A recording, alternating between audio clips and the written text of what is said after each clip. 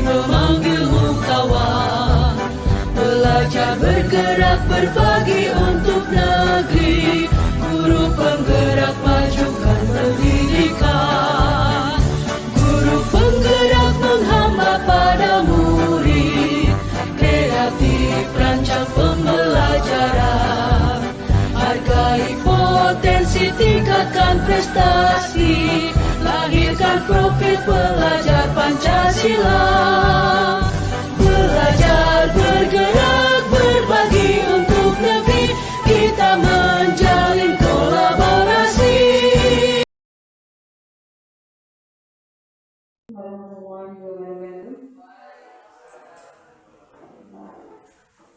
Yang saya hormat Bapak Kepala SMP Negeri 280 di Jakarta, yang saya hormati Dewan Guru yang alhamdulillah pada hari ini sudah hadir dalam acara presentasi budaya positif CGP 10, yaitu Pak Danang rekan kita. Puji syukur senantiasa kita limpahkan kehadirat Allah Subhanahu wa Ta'ala, Tuhan yang Maha Kuasa, atas rahmat dan karunia-Nya. Alhamdulillah kita bisa berbagi ilmu pada siang hari ini. Salawat dan salam senantiasa kita berikan kepada Nabi kita Muhammad SAW. Bapak Ibu yang dan kepala sekolah yang berbahagia, izinkan saya menyampaikan beberapa acara pada siang hari ini, yaitu yang pertama pembukaan, dua sambutan, yang ketiga presentasi budaya positif, yang keempat sesi tanya jawab, yang terakhir penutup. Baik, kita mulai acara yang pertama, yaitu pembukaan. Marilah sama-sama kita baca basmalah. Semoga presentasi Pak Danang, rekan kita dan kita yang hadir di sini mendapatkan ilmu dari Pak Danang, karena ini adalah bagian dari wajib PGB untuk berbagi ilmu dengan kita. Marilah sama-sama kita bacakan basmalah untuk pembukaan presentasi siang ini. Bismillahirrahmanirrahim. Acara berikutnya yaitu sambutan dari Bapak Kepala Sekolah kepada Pak Masudi. Silakan. Assalamualaikum warahmatullahi wabarakatuh. Bismillahirrahmanirrahim. Alhamdulillahirabbil alamin wal 'aqibatu lil muttaqin wa la 'udwana illa 'alal zalimin. Allahumma shalli wa sallim wa barik 'ala sayyidina Muhammadin wa 'ala alihi washabihi ajma'in. Amma ba'du. Yang saya hormati Wakil Kepala Sekolah, staf, Bapak Ibu guru, terutama calon guru penggerak, Bapak Danang Setia Utomo, pasti Jawa kalau Bapak utama, mungkin orang Sunda, atau Jawa juga ya sebelah sini ya, Gorosti ya. Tapi sebenarnya bahasa Jawa itu yang benar itu pakai A bukan O. Jadi yang asli malah yang kapak-kapak itu ternyata AA itu. Pak Suprata bukan Suproto gitu ya. Ya kan? Jadi bahasa Jawa berubah menjadi O itu orang katanya pada masa Sultan Agung. Nah beliau itu suka bahasa Arab. Bahasa Arab kan apa? Ro, bo, so, itu kan ya. Nah diubah menjadi bahasa Jawa pakai O jadi ke Arab-Araban gitu kan ya. Jadi O. Orang katanya seperti itu. Tapi yang asli itu justru malah yang Banyumasan itu aslinya katanya seperti itu. Tapi katanya bahasa halus malah ya sudah. Kalau bahasa Banyumas katanya kasar. Ya perspektif yang mana gitu seperti itu ya.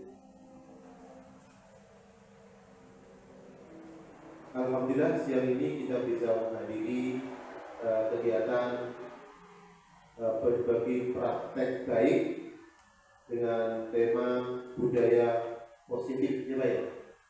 Budaya positif yang akan dibawakan nanti oleh Bapak Danang Setia, bukan Setio, harus Setio, Utomo. Kalau Setia harusnya utama gitu Pak. Oh iya, jadi sudah ya, biar kena dua-duanya gitu ya. Jadi Setia Utomo, Setia itu sudah, Utomonya itu Jawa gitu ya. Sudah Setia utama.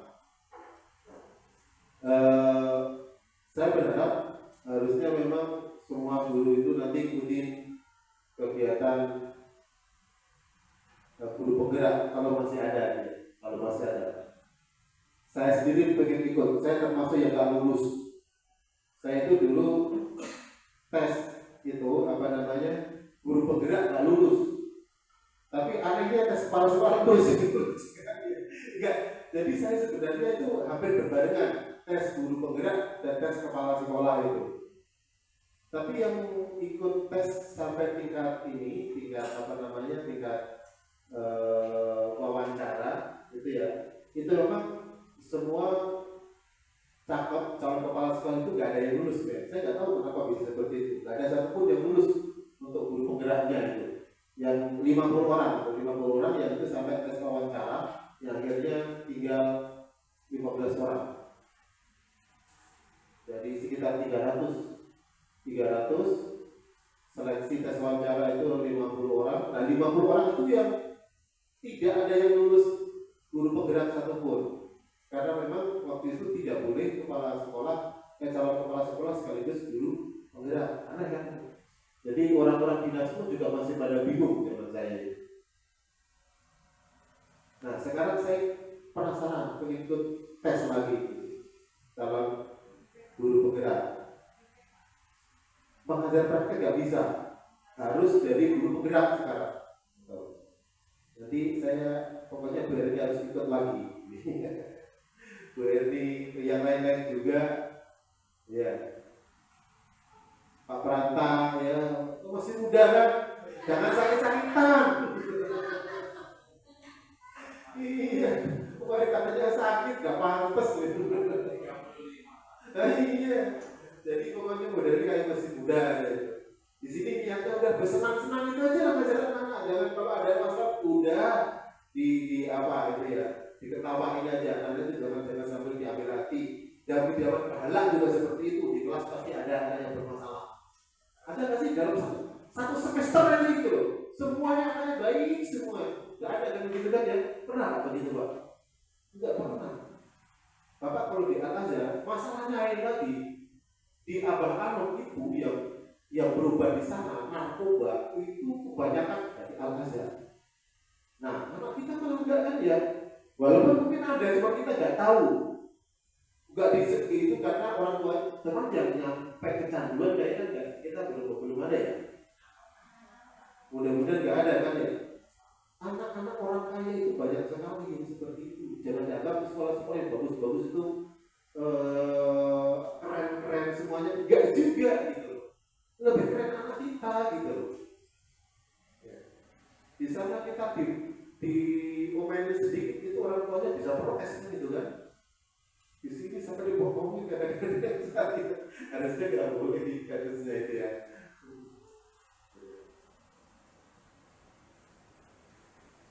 Nah hari ini Pak Danang akan berbagi praktek baik. Sekarang budaya positif apa yang perlu kita pertahankan dan perlu kita kembangkan. Mungkin ada pengembangan lebih jauh seperti apa, itu mungkin akan didiskusikan bersama. Ke depan SMP 287 ini budaya positif apa saja, itu kan ya, terkait dengan pengembangan kualitas guru-gurunya, cara mengajarnya dan sebagainya, termasuk hubungan antara guru dengan guru, hubungan dengan karyawan dengan anak-anak. Itu saya pikir perlu memang kita adakan peningkatan kualitas. Saya pikir seperti itu. Saya ingin kedepannya 287 ini akan semakin baik. Ada hal-hal baru yang harus selalu kita usahakan untuk ada inovasi pembelajarannya. Nanti akan kita mulai kalau selama ini kesulitan membuat nanti kita contohnya pembelajaran berdiferensiasi untuk media pembelajarannya yang sudah seperti apa. Nanti kalau kita sudah menggunakan Bukan hanya menggunakan saja, tapi bagaimana Bapak Ibu guru nanti berinovasi membuat media pembelajaran yang lebih tepat guna. Karena yang canggih-canggih hebat-hebat ditulis bikin oleh orang hebat belum tentu tepat di pembelajaran ruang kelas kita. Kadang-kadang pembelajaran yang sederhana yang dibuat oleh guru, jangan-jangan itu jauh lebih tepat. Nah, media pembelajaran yang kita beli nanti kita harapkan bisa menjadi inspirasi bagi kita semuanya, guru-guru mata pelajaran, untuk berinovasi, meningkatkan kualitas pembelajarannya, sekaligus mendapatkan inspirasi untuk bisa mengembangkan media pembelajaran.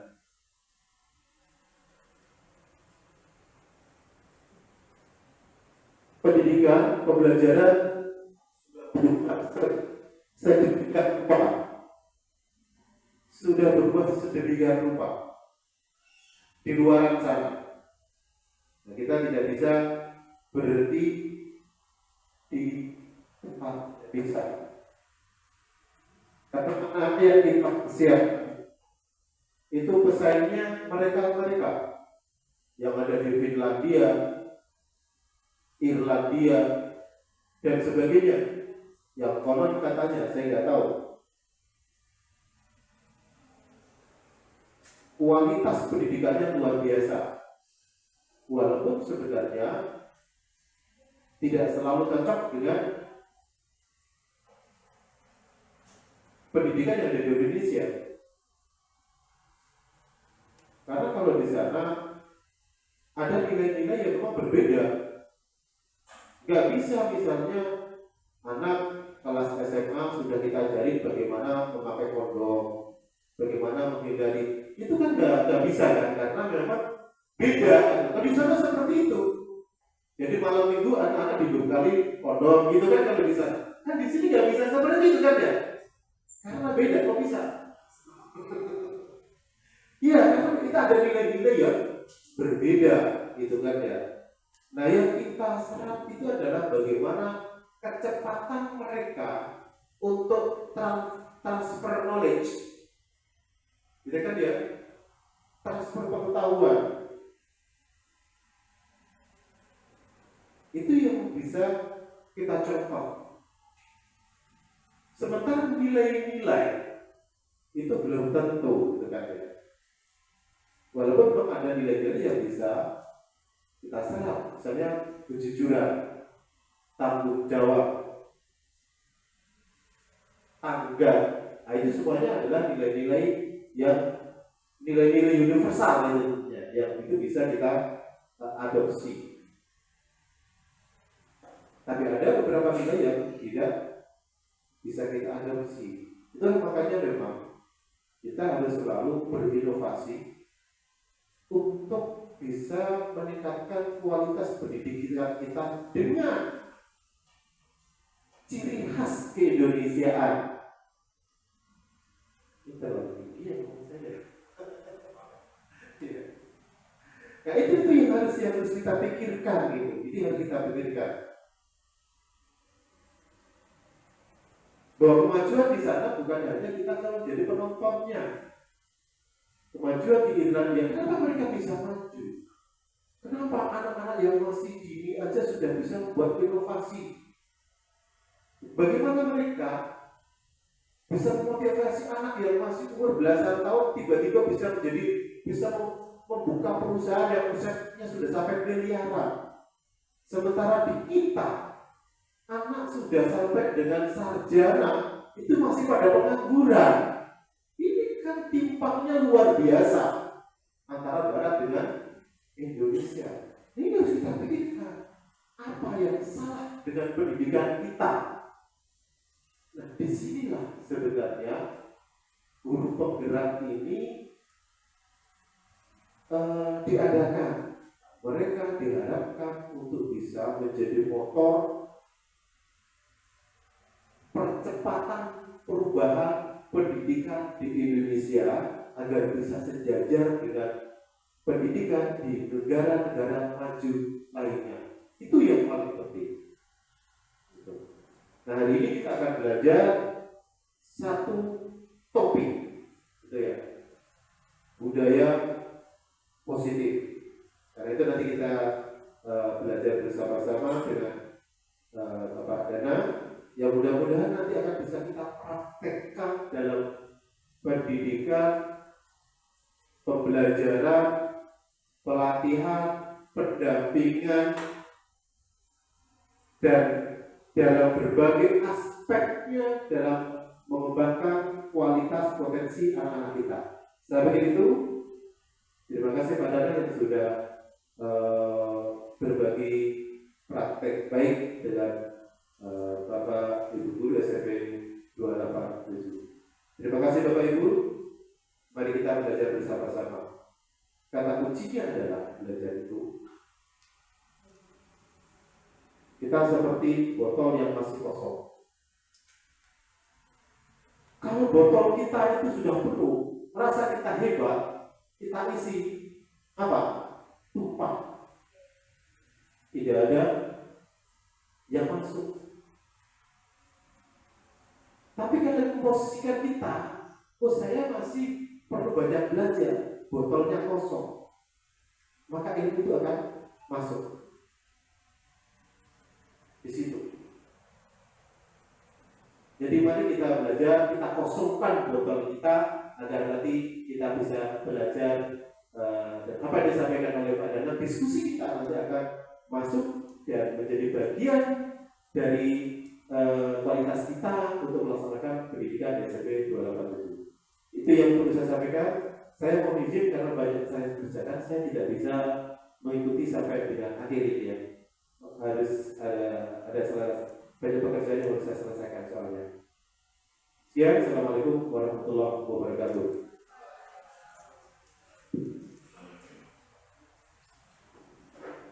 Terima kasih Pak sambutannya.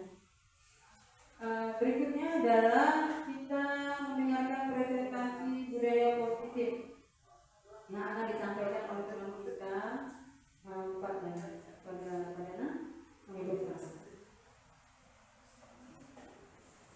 Terima kasih Bu Monela, Bapak Ibu, saya di bawah aja.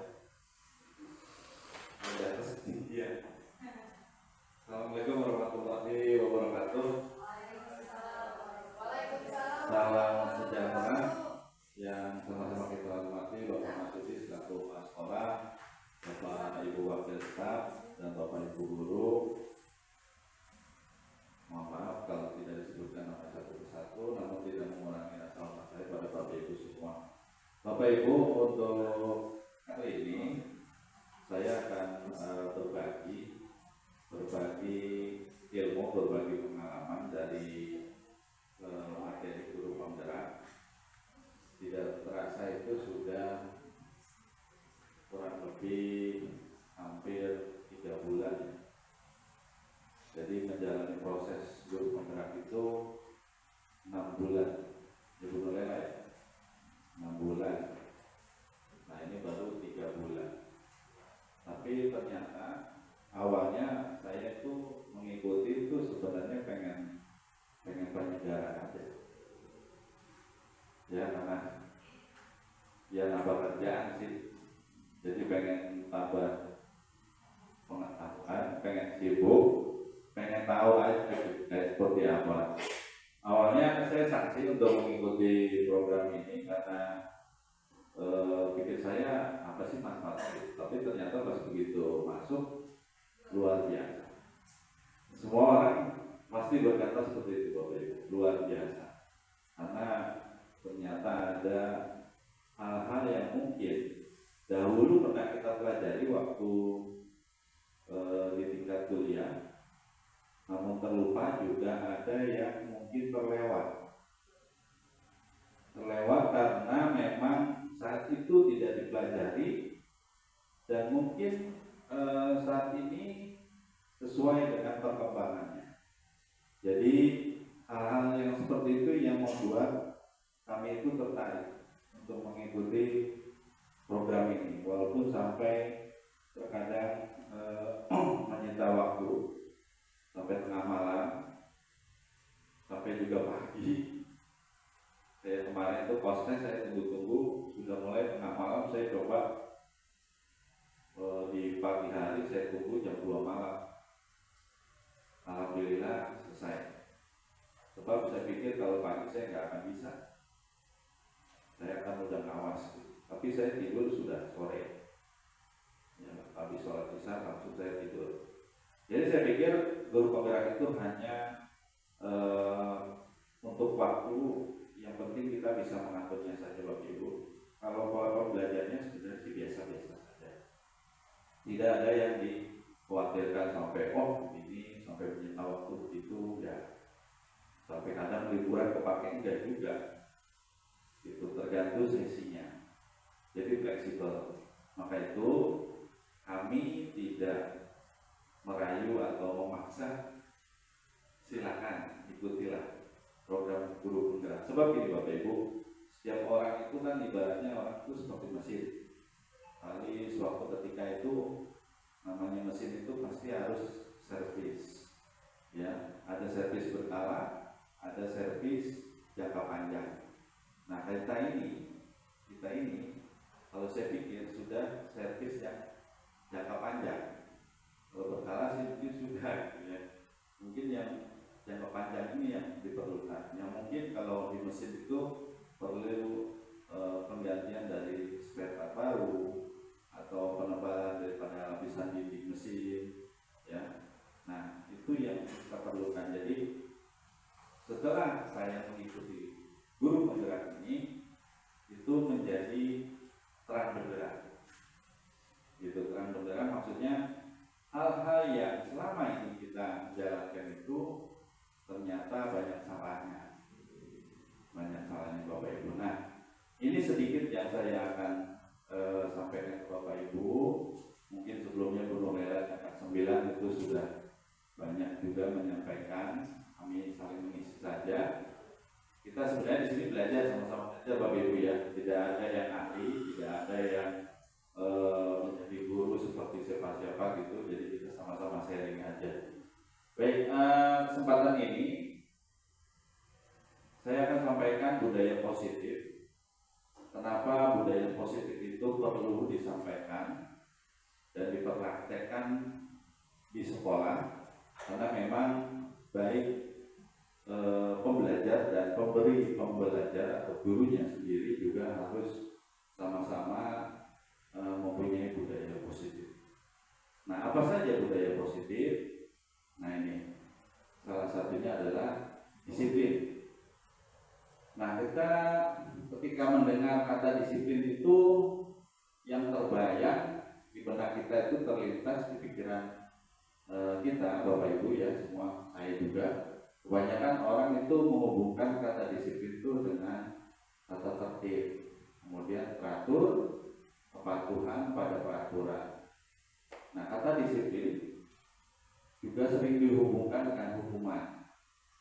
Nah, padahal itu sungguh berbeda karena belajar tentang disiplin positif tidak harus dengan memberi hukuman.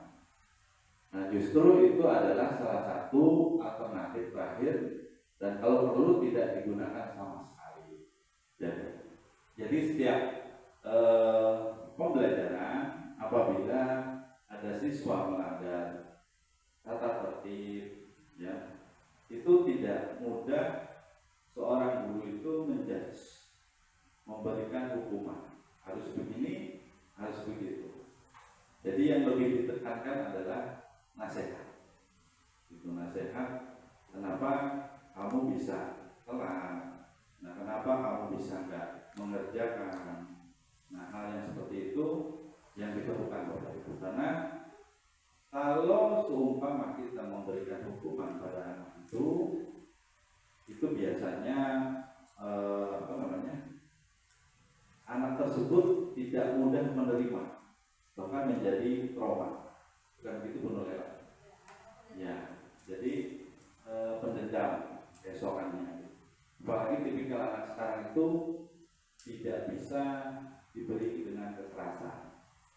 Nah, Bapak Ibu, jadi dalam mendidik kita memang harus menyesuaikan alam kekiniannya. Jadi seorang guru itu sebenarnya kalau menurut Ki Hajar Dewantara itu seorang petani, ya, seorang petani, seorang peternak. Jadi ibaratnya kalau petani itu kan hanya menanam dan merawat tumbuh kembangnya tumbuhan tersebut. Ya, peternak pun seperti itu supaya ternaknya sehat. Nah, kita sebagai guru pun seperti itu. Jadi tidak bisa dipaksakan anak itu harus begini, harus begitu. Itu tidak boleh. Jadi biarkan anak itu berkembang sesuai kodratnya, baik kodrat alam dan kodrat zaman atau kekinian. Nah, lanjut. Seorang pakar pendidikan yaitu Dayan Gosen dalam bukunya Restrukturing Disiplin menyatakan ada 3 motivasi, ya, perilaku manusia. Yang pertama adalah untuk menghindari ketidaknyamanan atau hukuman, untuk mendapatkan imbalan dan penghargaan orang. Kecilin aja, Pak. Bisa.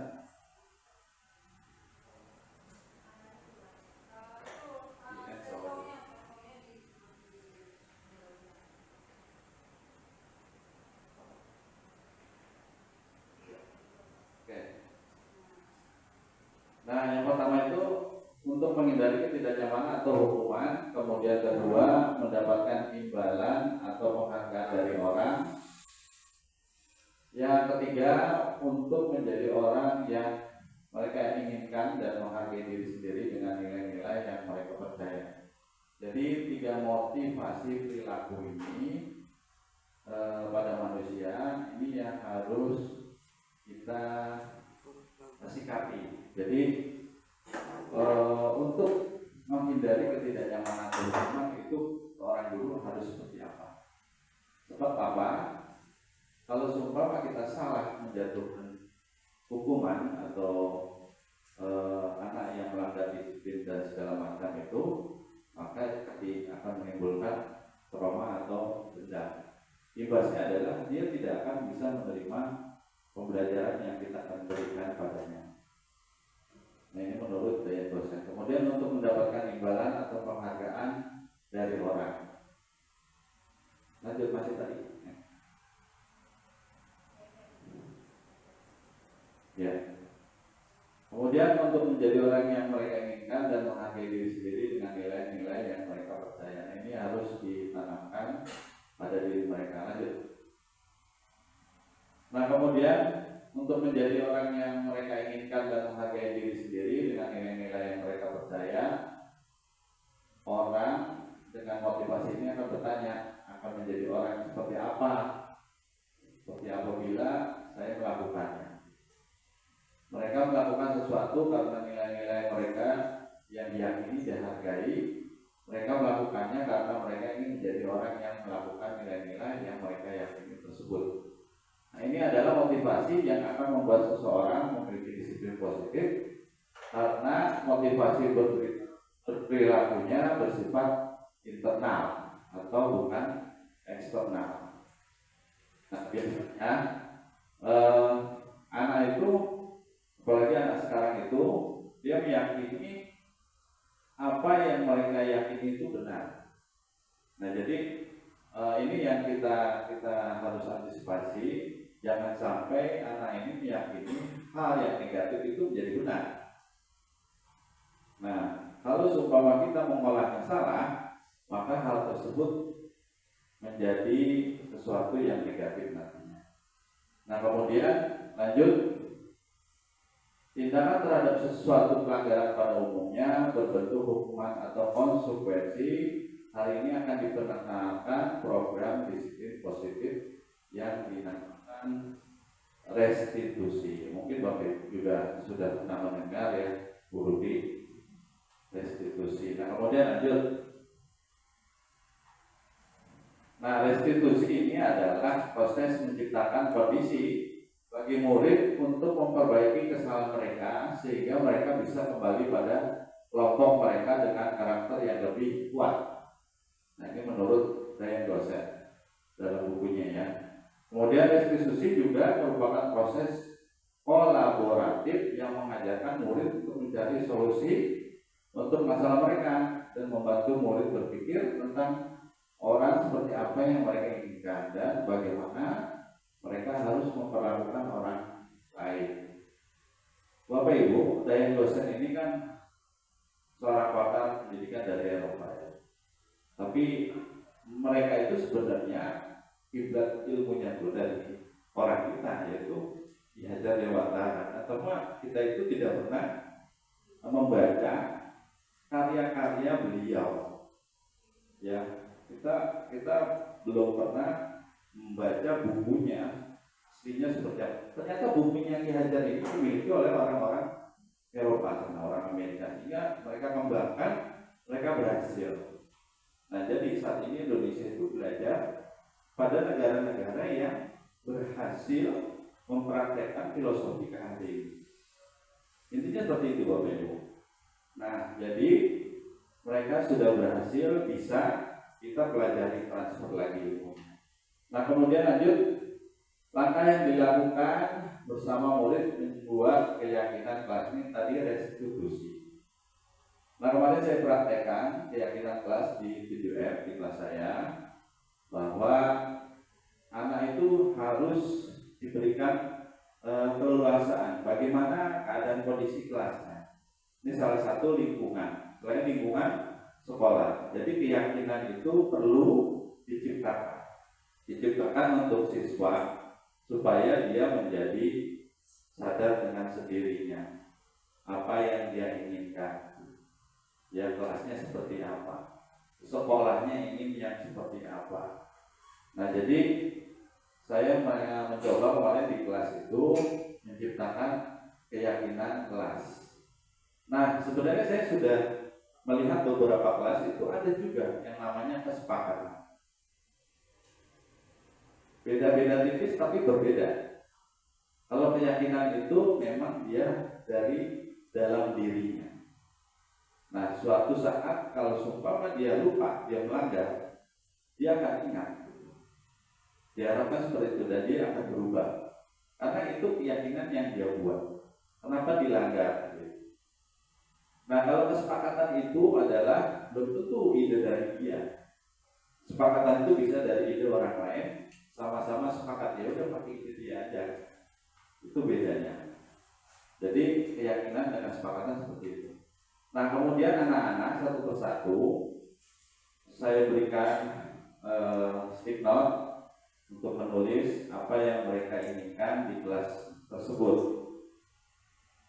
Nah, kesimpulannya ada 5 item di situ, di antaranya adalah kebersihan, kemudian keamanan, tanggung jawab, disiplin, dan menghargai. Nah, ini dari kesimpulan-kesimpulan yang mereka tulis, kebanyakan seperti apa? Nah, macam-macam mereka. Saya ingin kelas saya itu bebas dari sampah. Saya ingin nggak ada yang makan di kelas. Banyak tulisannya di situ. Tapi keinginan dia sendiri, di setiap orang tuh beda, setiap siswa beda. Gitu. Nah, terus kami rangkum seperti itu. Ya, kemudian lanjut. Nah, ini keyakinan kelas di BBM. Yang pertama adalah kebersihan.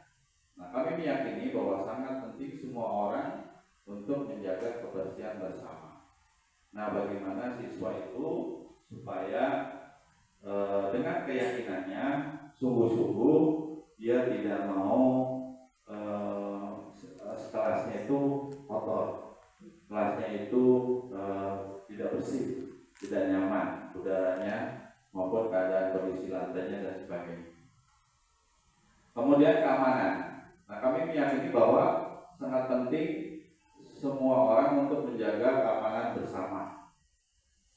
Nah, telah terjadi beberapa peristiwa yang mungkin kurang menguntungkan untuk beberapa siswa yang kehilangan barang-barangnya atau barang pribadinya. Nah, maka ada beberapa siswa mempunyai ide bahwa kami ingin kelas ini aman. Gitu. Jadi yakin bahwa keamanan itu penting di kelas tersebut. Jadi mereka berkeyakinan bahwa bareng-bareng sama-sama menjaga aman. Kemudian tanggung jawab, diyakini bahwa sangat penting semua orang untuk bertanggung jawab untuk mengerjakan pekerjaan. Contoh piket. Nah, ini banyak siswa yang sudah terjadwal tapi tidak menjalankan dengan kewajibannya dengan baik. Nah, hal-hal yang seperti itulah yang menjadi bahwa seakan-akan siswa itu tidak bertanggung jawab akan tugasnya. Nah, sehingga mereka juga beberapa berkeinginan yang sadar, yang menjalankan itu, ayo kita sama-sama bertanggung jawab menjaga kebersihan kelas dengan menjalankan tugas piket yang baik. Lanjutnya, menghargai. Nah, jadi diyakini bahwa sangat penting semua orang untuk saling menghargai dan peduli satu sama lain. Jadi siswa di kelas tersebut meyakini bahwa hargai satu sama lain, baik yang beda agama, beda gender, itu penting. Paling kecil adalah memanggil nama dengan sebutan nama aslinya, bukan nama panggilan atau nama orang tuanya. Nah, sehingga menyinggung daripada seseorang yang disinggung dengan nama yang tidak pantas, gitu. Sehingga menimbulkan bullying. Nah, ini yang tidak diinginkan. Kemudian disiplin, meyakini bahwa sangat penting semua orang untuk disiplin. Ya, salah satunya adalah pakaian yang rapi sesuai dengan tata tertib, kemudian waktu tidak telat. Nah, ini jadi nilai-nilai yang menjadi keyakinan bahwa setiap siswa di kelas 7F itu harus menjalankan keyakinan ini ke depannya. Nah, jadi kami dari calon guru penggerak atau memang yang sudah menjadi guru penggerak itu menginginkan bahwa ke depannya nanti kita bikin ini sebelum mulai daripada semester di tahun ajaran baru, sehingga setiap kelas itu punya keyakinan kelas masing-masing dipasang di depan kelasnya. Kan begitu, Bu Nur? Nah, yang lebih luas adalah lagi adalah keyakinan sekolah.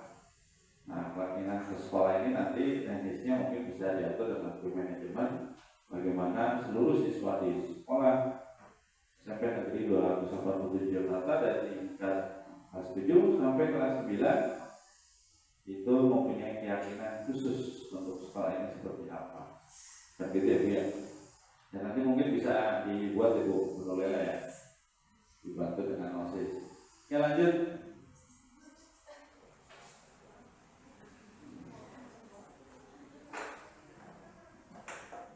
Oke, kurang jelas ya. Oke, natural restitusi ini ada 5 posisi kontrol restitusi. Ini guru sebagai penghukum, kemudian pembuat merasa bersalah. Boleh nggak Bapak Ibu penghukum? Boleh, tergantung isinya. Tapi kalau kondisinya nggak tepat, itu jangan sekali ya. Kemudian membuat merasa bersalah. Nah, jadi penghukum juga hukuman yang diberikan itu pendidik, boleh. Jadi nggak sembarangan memberikan hukuman, ya. Kemudian membuat merasa bersalah, guru membuat merasa bersalah. Kemudian kontrol yang positifnya itu sebagai teman atau memantau. Nah, kemudian kontrol dirinya adalah manajer. Nah, di antara kontrol ini, 5 posisi kontrol ini, yang paling bagus itu adalah yang manajer. Nah, manajer itu. Jadi separah apapun anak itu, guru harus bisa menempatkan sebagai manajer. Nah, ini ada itemnya. Nah, sebagai penghukum itu dari kontrol negatif, contoh guru berbuat menghardik menunjuk-nunjuk, menyakiti, menyindir. Nah ini tidak dianjurkan Bapak Ibu. Kemudian berkata kalau kamu merasa tidak melakukannya, saya akan apain. Nah biasanya ini ucapan-ucapan ini yang sering tanpa tidak disengaja, dengan tidak mengurangi rasa hormat saya pada Bapak Ibu, termasuk diri saya juga, ini suka keluar gitu ya, dalam kondisi yang tidak pas. Nah kemudian ya wajar sih manusia ya Bapak Ibu ya. Kemudian membuat merasa bersalah. Nah guru sebagai pembuat merasa bersalah itu biasanya berceramah menunjukkan kekecewaan mendalam. Oh saya tidak suka kalau kalian itu sering keluar masuk kelas. Itu biasa gitu. Kalau guru nggak ada, sering masuk kamar mandi.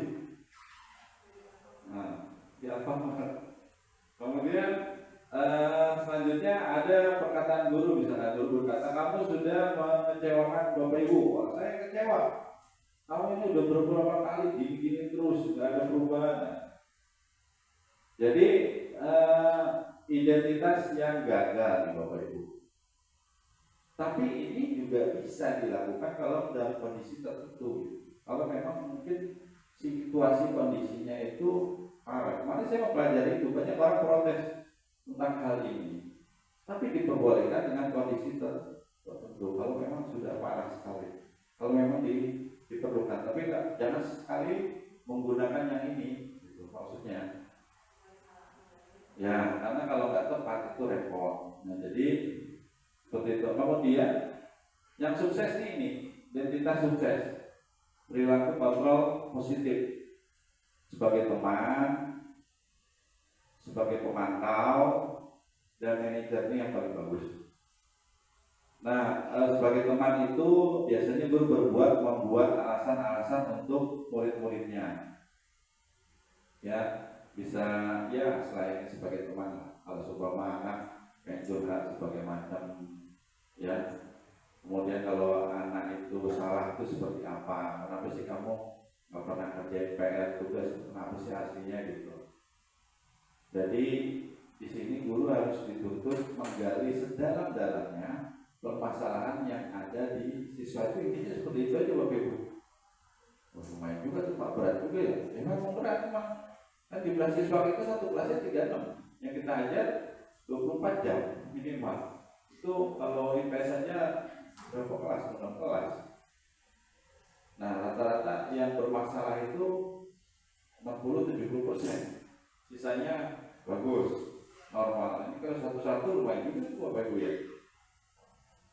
Nah minimal lah kita bisa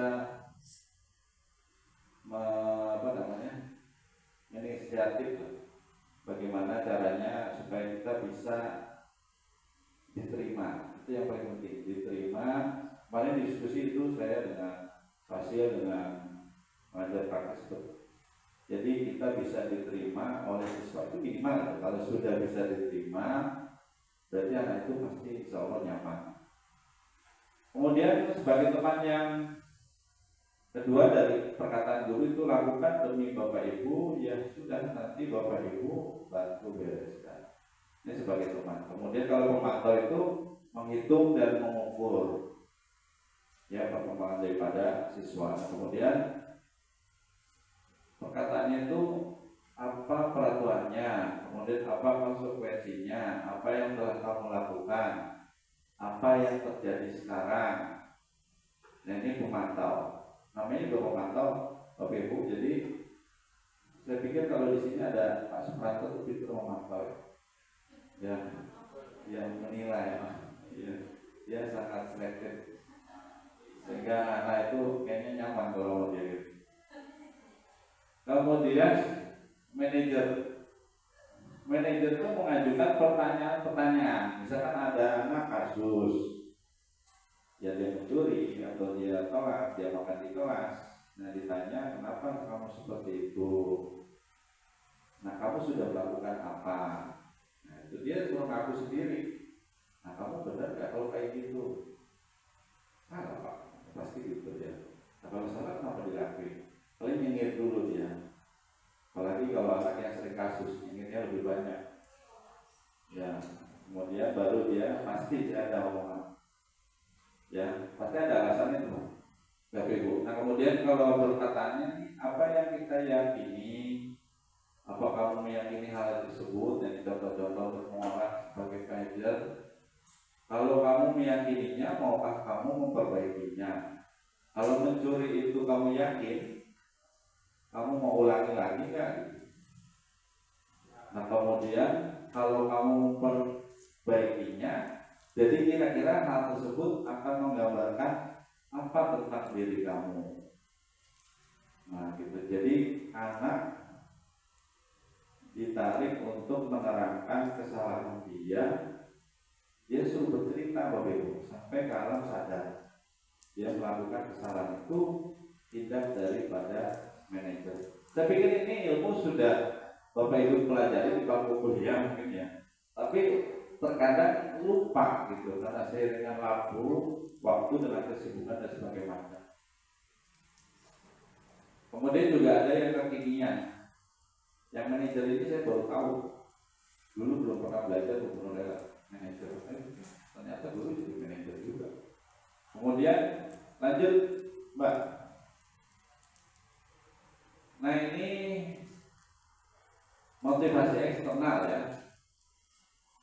Identitas gagal dan sukses. Kemudian ada intrinsiknya, kontrol diri. Nah ini untuk penghukum, dampak murid pada guru yang penghukum itu mengulangi kesalahan berulang kali perilaku menjadi agresif. Jadi kalau sering dihukum, anak itu seperti itu Bapak Ibu. Kemudian kaitan dengan dunia berkualitas. Nah ini murid meletakkan guru di luar dunia berkualitas. Kemudian membuat merasa bersalah, rendah diri, merasa gagal dan tidak berharga. Kemudian murid meletakkan guru di dalam dunia berkualitas. Nah ini kalau murid sering dihukum dan dibuat merasa bersalah seperti itu Bapak Ibu. Nah kemudian untuk perilaku kontrol positifnya, nah ini yang diharapkan sebagai teman itu murid tergantung tidak mandiri dan tidak bisa memutuskan. Ya kemudian murid meletakkan guru sebagai orang penting dalam dunia berkualitas. Terkadang kalau teman itu lebih orang tua. Nah kalau gurunya sadar ya sebagai teman kadang berlebihan juga. Makanya muncul yang namanya dampak negatif juga kadang guru lelaknya diskusi kita tertulis juga. Itu yang sampai menimbulkan pelecehan seksual kan gitu. Karena gurunya enjoy sebagai teman gitu kan. Kemudian pemantau menitik beratkan pada dampak pada diri sendiri mendapatkan hadiah atau mendapatkan hukuman. Kemudian murid meletakkan guru peraturan di dunia berkualitas. Nah kalau manajer mengevaluasi diri bagaimana menjadi diri yang lebih baik. Kemudian murid meletakkan dirinya sebagai individu yang positif dalam dunia berkualitas. Jadi saat ini Bapak Ibu di dalam dunia pendidikan, dalam pembelajaran itu diharapkan guru itu jadi manajer.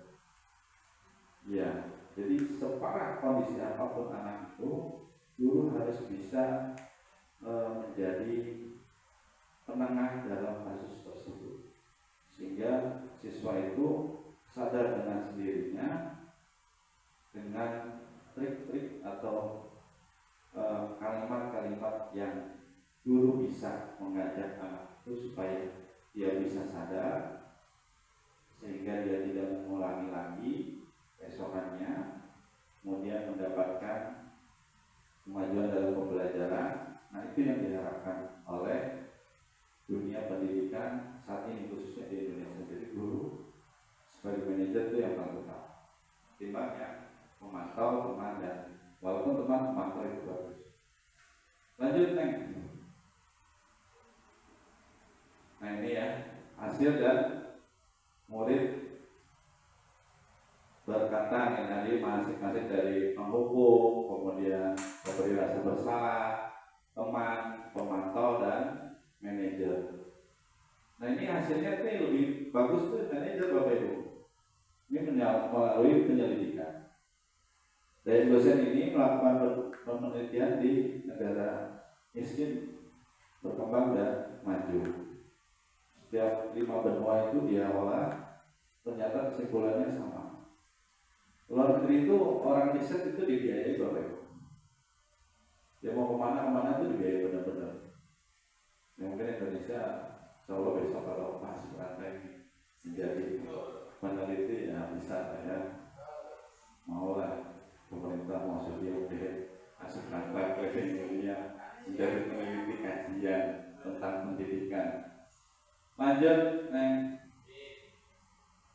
ini coba kita simak bersama Bapak Ibu. 5 posisi kontrol dari Ibu Dian Samsyati, presentasinya. Nah ini dari daya dosen juga diambil oleh dia. Mari kita simak 5 posisi kontrol menurut Bu Dian Samsyati Rajasa MSc. Saya kan Kristen. Diklik bisa.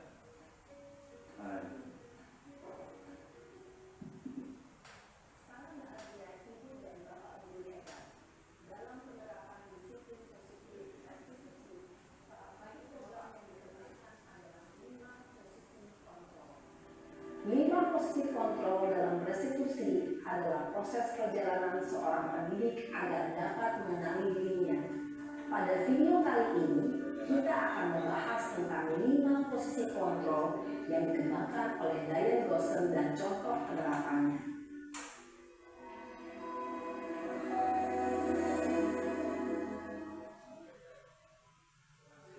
Posisi kontrol itu adalah 1. Posisi penghukum.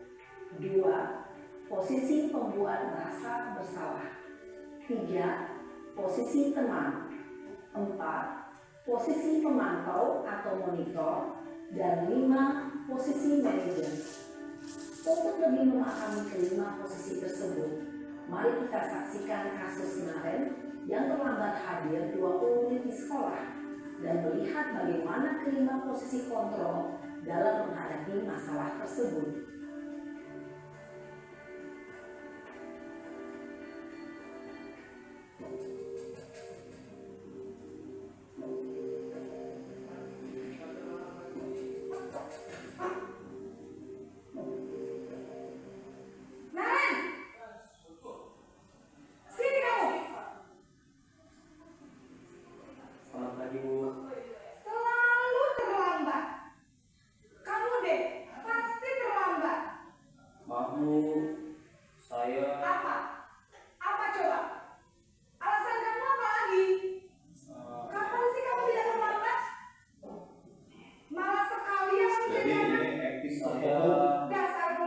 Contoh penghukum, posisi guru sebagai penghukum.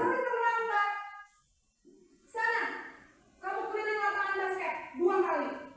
Kenapa saya harus keliling lapangan basket, Bu? Kenapa? Kamu merawat ibu. Berani-beraninya jawab. Sudah terlambat, masih berani jawab pula. Sekarang, keliling lapangan basket 5 kali sekalian. Biar kapok. Cepat. Pergi sana ke lapangan basket. Posisi penghukum biasanya berbicara dengan nada tinggi, menghardik, menunjuk-nunjuk, menyakiti, dan menyindir. Hukuman bisa berupa fisik maupun psikis. Ibu dan bapak guru hebat. Dampak yang terjadi pada murid ketika guru berada pada posisi penghukum adalah murid cenderung akan memberontak, bahkan menyimpan dendam.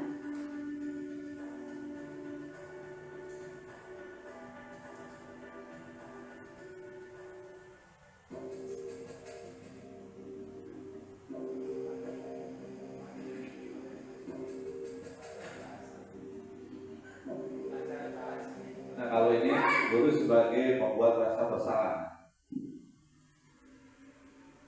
Selamat pagi Bu.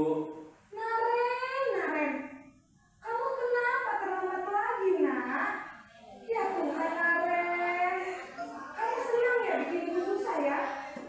Kalau kamu terlambat lagi, nanti ibu yang ditegur bapak kepala sekolah, nak. Disangka ibu tidak bisa membina kamu. Duh, gimana ini? Maaf Bu. Duh, Gusti Naren, kamu suka ya kalau ibu tegur bapak kepala sekolah? Terus, sekarang ibu harus tulis apa ini di buku absen? Ini kamu sudah sering terlambat loh. Ibu harus apa coba? Maaf Bu. Maaf sekali. Ya sudah, lain kali jangan bikin ibu susah lagi ya nak ya.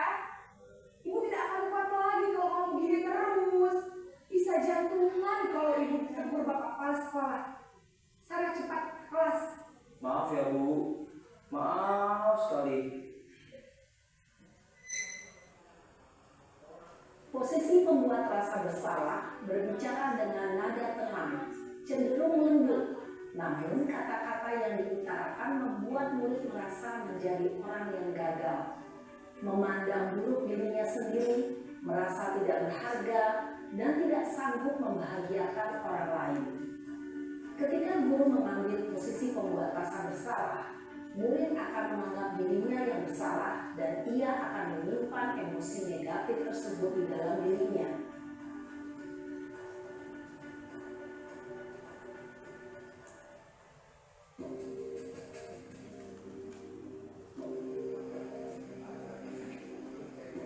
Nah, kalau ini guru sebagai teman, Bapak Ibu. Naren!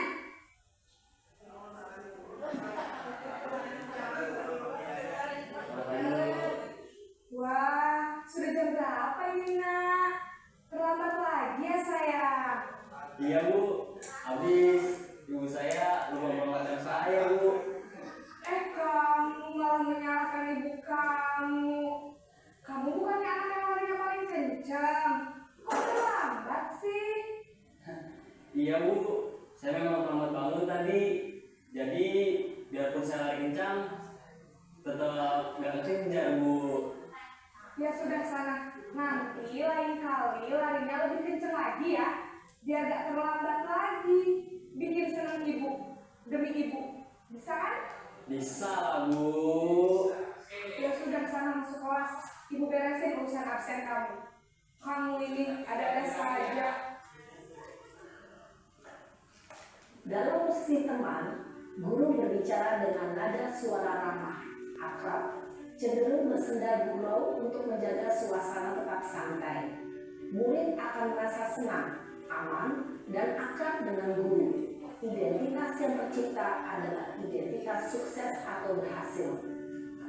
Namun, perlu diingat, karena ini masih dorongan eksternal, maka ada faktor ketergantungan dari murid kepada orang tertentu. Di sini, guru absennya, sehingga di lain waktu, murid bisa berperilaku baik, namun hanya kepada orang-orang tertentu saja.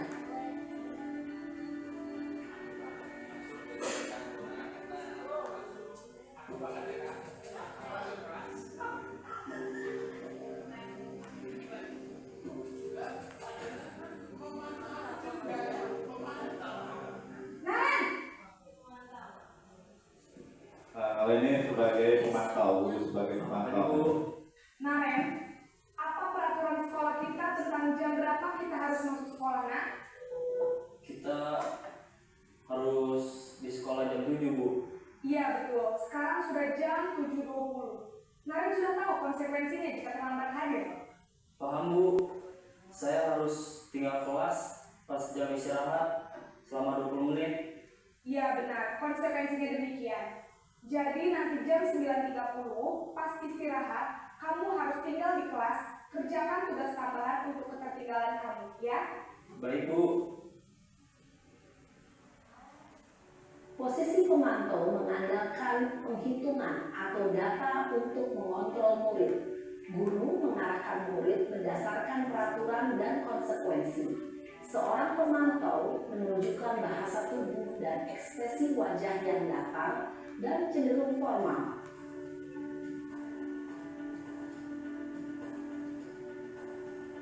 Nah, ini guru sebagai manajer.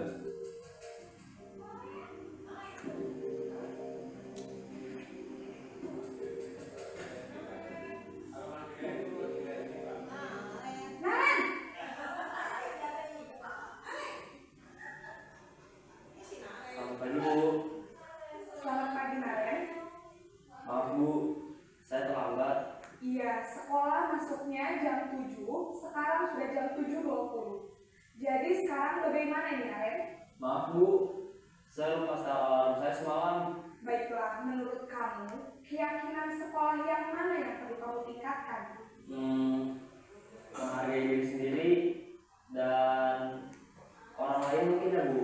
Setuju. Jadi, apakah Naren meyakini prinsip saling menghormati tersebut? Iya Bu, saya meyakininya. Apakah Naren bersedia memperbaiki masalah keterlambatan ini? Bersedia Bu. Bagaimana kamu akan memperbaiki masalah keterlambatan ini? Saya akan coba untuk tidak lupa menyetel alarm saya Bu. Baik, kalau Naren lupa menyetel alarm di rumah, ada orang yang kira-kira bisa bantu mengingatkan tidak? Ada Bu, kakak saya, Kak Emma. Ada lagi selain Kak Emma? Selain Kak Emma, ada ibu saya. Baik, jadi yang mengingatkan Naren adalah Kak Emma dan ibu kamu ya? Kira-kira akan mulai set alarm kapan nih Naren? Setelah pulang sekolah, akan segera saya lakukan. Baik, jadi Naren akan setel alarm untuk bangun besok pagi dan akan diingatkan oleh kakak dan ibu dan Naren ya. Ada lagi yang mungkin perlu dilakukan Naren agar tidak terlambat bangun lagi. Tidak ada Bu. Baik Naren, terima kasih untuk kerjasama kamu. Sekarang kamu perlu kembali ke kelas untuk belajar. Baik Bu, terima kasih. Posisi manajer adalah posisi kontrol yang disarankan untuk membimbing murid memiliki sikap disiplin yang positif, yaitu murid yang mandiri, bertanggung jawab, dan dapat memecahkan masalah. Tujuan dari posisi ini adalah agar murid dapat berefleksi atas tindakannya. Guru akan dengan tulus memberikan pertanyaan-pertanyaan bermakna, sehingga membuat murid dapat belajar dari kesalahannya dan mencari sebuah solusi untuk menyelesaikannya. Ibu dan bapak guru hebat, setelah mengamati adegan kelima posisi kontrol tadi, kira-kira posisi mana yang paling ideal? Posisi mana yang dapat menunjang motivasi dan prinsip murid? Balik lagi ya. Tentu posisi manajer. Posisi ini memang posisi ideal yang ingin dituju setiap pendidik. Pada posisi inilah, guru dapat menerapkan disiplin positif yang berpihak pada murid, yang memerdekakan murid. Perjalanan seorang pendidik tentunya tidak mudah untuk sampai pada posisi seorang manajer.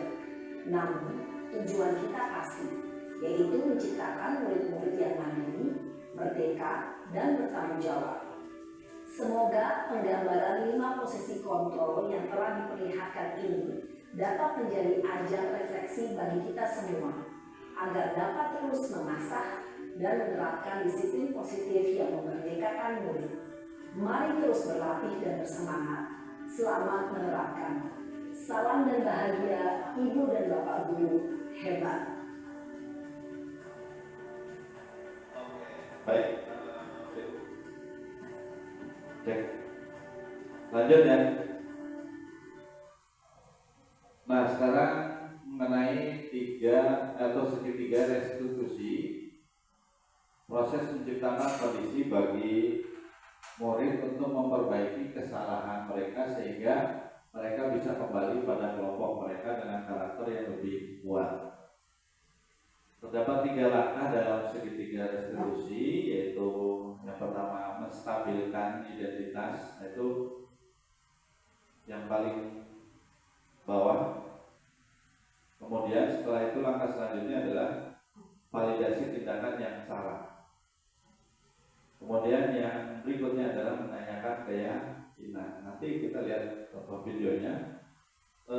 Yang pertama kalau ada siswa bermasalah itu stabilin dulu, ditenangkan dulu.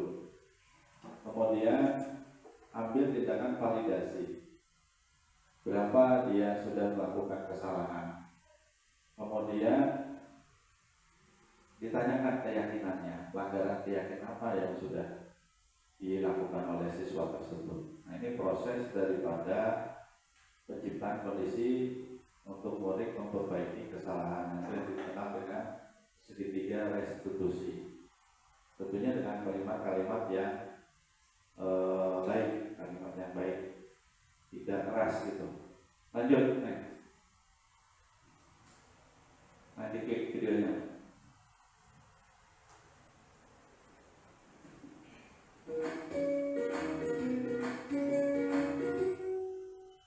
Salam dan bahagia Ibu dan Bapak guru hebat.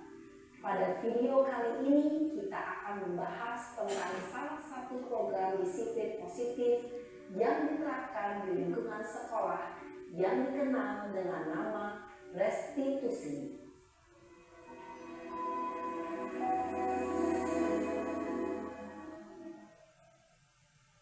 Restitusi dikembangkan oleh pakar pendidikan Diane Blossom, berlandaskan pada teori kontrol Dr. William Glaser.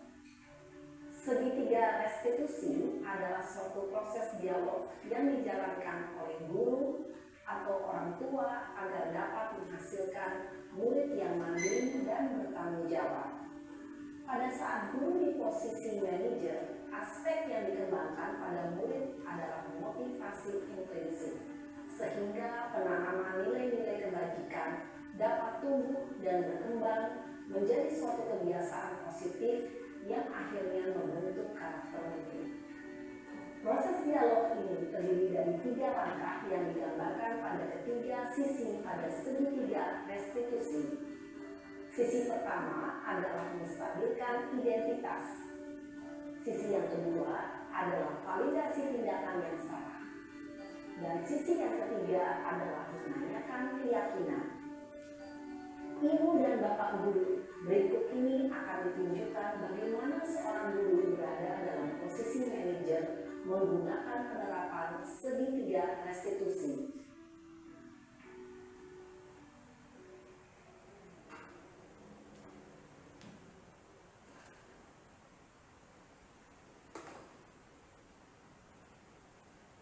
Siap, Sarah. Siap, Pak. Sudah lama nggak ketemu Sarah? Kenapa hari ini ada di sini? Kesel, Pak. Kesel banget. Masa aku dikatain tukang fitnah, Pak? Ya aku marah lah. Aku udah dikatain Eka di depan kelas. Kesel banget. Oh begitu. Ya pasti kamu marah dan kesal.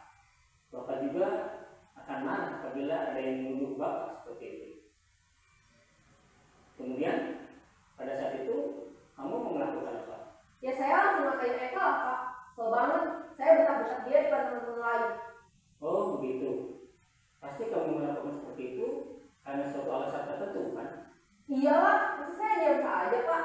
Ya saya bela diri lah. Masa saya dituduh tukang fitnah? Ya wajar lah. Mempertahankan harga diri itu sesuatu yang penting buat kamu. Untung kamu tidak bertindak lebih gagal lagi. Hanya membentak-bentak. Iya, Pak. Untung saya masih bersabar dan hanya membentak saja. Sudah gemes padahal. Saya pasti bela diri lah. Ya pasti ya. Tapi kamu memilih untuk tetap bertahan dan bersabar. Kamu memilih untuk tidak berbuat lebih parah lagi kan? Iya. Nah, sekarang coba kita lihat lagi tindakan kamu yang bentak-bentak Eka di kelas. Tindakan kamu itu kira-kira sesuai dengan keyakinan kelas atau prinsip kamu tidak? Enggak lah, Pak. Capek, Pak, jadi pemarah. Jadi keyakinan atau prinsip mana yang kurang sesuai dengan keinginan kamu? Ya, saya sebenarnya sangat menghargai orang lain. Mungkin saat itu saya menjadi emosi, jadi tidak menunjukkan sikap itu. Kamu meyakini tidak? Menghargai orang lain itu penting buat kamu. Yakinlah, Pak. Iya, setuju. Kita harus saling menghargai. Namun, ada juga keyakinan yang kita sepakati yang perlu kita jalankan apabila kita sedang marah, kan? Ya, saya bisa lebih proaktif. Mulai dengan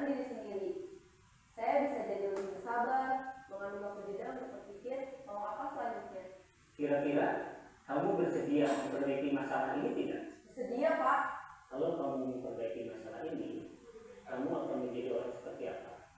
Saya akan menjadi orang yang bertanggung jawab kali ya Pak, dan senantiasa proaktif. Iya, menurut kamu bagaimana rasanya menjadi orang seperti itu? Ya nyaman lah, bangga bisa bersahabat dan menahan diri. Baiklah kalau begitu. Yuk kita pikirkan bagaimana memperbaiki masalah ini.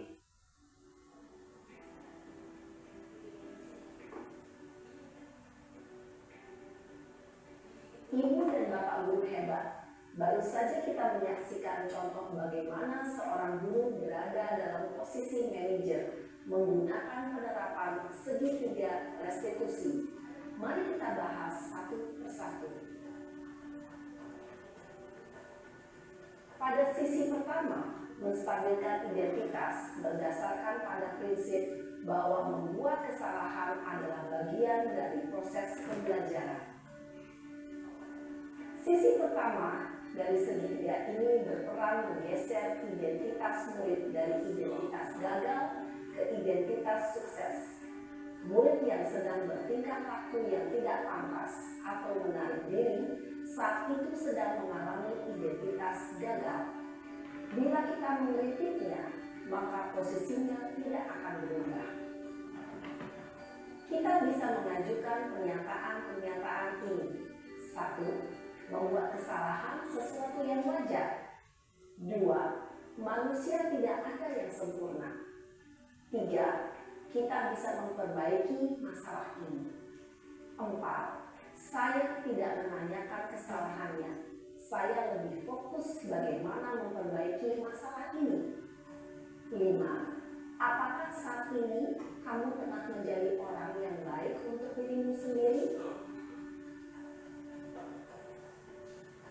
Pada sisi kedua, validasi tindakan yang salah berlandaskan pada prinsip bahwa setiap perilaku berupaya memenuhi suatu kebutuhan tertentu. Guru yang telah memahami teori kontrol akan bergeser dari pemikiran stimulus respon menjadi proaktif dan mencoba untuk mengenali tujuan dari perilaku murid, mengenali dan mengakui kebutuhan murid ini dapat memperbaiki hubungan dengan murid tersebut. Pernyataan atau pertanyaan bisa disampaikan dengan nada suara tidak menghakimi atau memojokkan, sehingga dapat mengembalikan murid pada posisi positif. 1. Kamu bisa saja bertindak lebih gegabah lagi dari ini.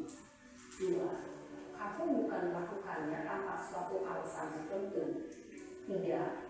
Kamu melakukannya karena mempertahankan sesuatu yang penting bagimu. 4. Mungkin kamu bisa mempelajari suatu perilaku baru yang lebih efektif. Bersediakah kamu mempelajarinya? Selanjutnya, kita akan simak sisi terakhir, yaitu menanyakan keyakinan. Teori kontrol menyatakan bahwa pada dasarnya kita termotivasi secara intrinsik. Pada saat perilaku yang salah telah divalidasi dan identitas sukses telah stabil, maka murid telah siap mengaitkan keyakinan-keyakinannya dengan tindakannya yang salah, dan pemikirannya telah bergeser ingin menjadi orang yang dituju.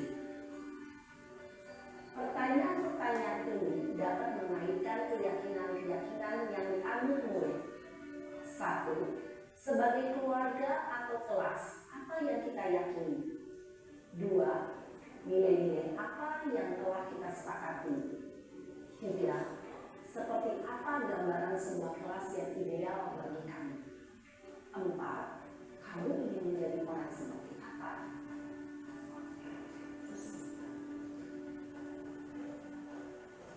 Dalam menerapkan segitiga restitusi, perlu diperhatikan beberapa hal, yaitu 1. Perilaku yang salah perlu dikaitkan dengan nilai-nilai atau keyakinan-keyakinan yang telah disepakati atau dituju.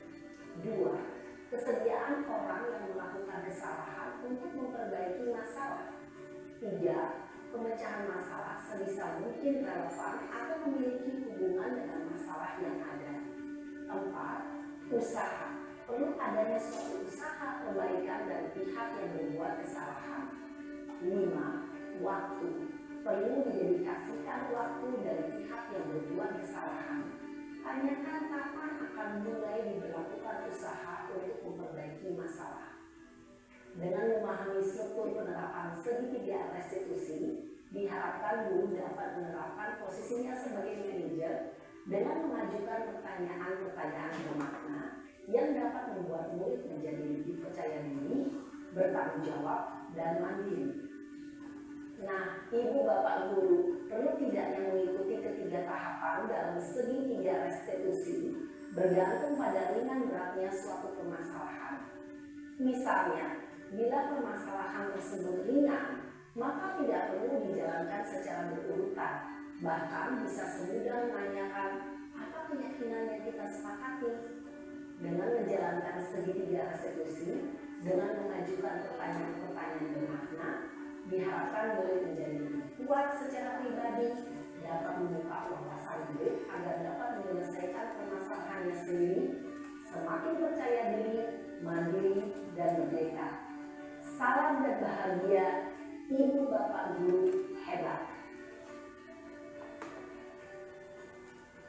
Iya, terima kasih banyak Bapak Ibu. Demikianlah tayangan dari praktek segitiga restitusi. Nah, kalau seumpama kita melihat video-video seperti itu, seakan-akan waktu itu kurang untuk mempelajari daripada materi ini, Bapak Ibu ya. Tapi karena memang waktu jualan, sehingga sampai di sini materi yang bisa saya sampaikan. Kalau seumpama Bapak Ibu ada pertanyaan, dipersilakan untuk berdiskusi sejenak. Baik, terima kasih Bapak Ibu semua. Hari ini kita dapat pencerahan dari Pak Danang ya. Sebelum saya buat Pak Danang, dari beberapa hal yang beliau paparkan, ada beberapa hal yang bisa saya ambil sedikit intinya. Yang pertama, keyakinan kelas dan kesepakatan kelas bisa dilakukan di awal pembelajaran dan itu bisa dilakukan oleh wali kelas. Yang kedua, dalam melakukan praktik segitiga restitusi, intinya siswa memahami dan mengakui kesalahannya sendiri, diucapkan sendiri, sehingga melahirkan motivasi intrinsik, yaitu motivasi dalam diri siswa tidak ingin melakukan kesalahan yang sama di kemudian hari, menjadi siswa yang mandiri, bertanggung jawab, dan merdeka. Sedikit sharing, kebetulan saya pernah menjadi calon guru penggerak.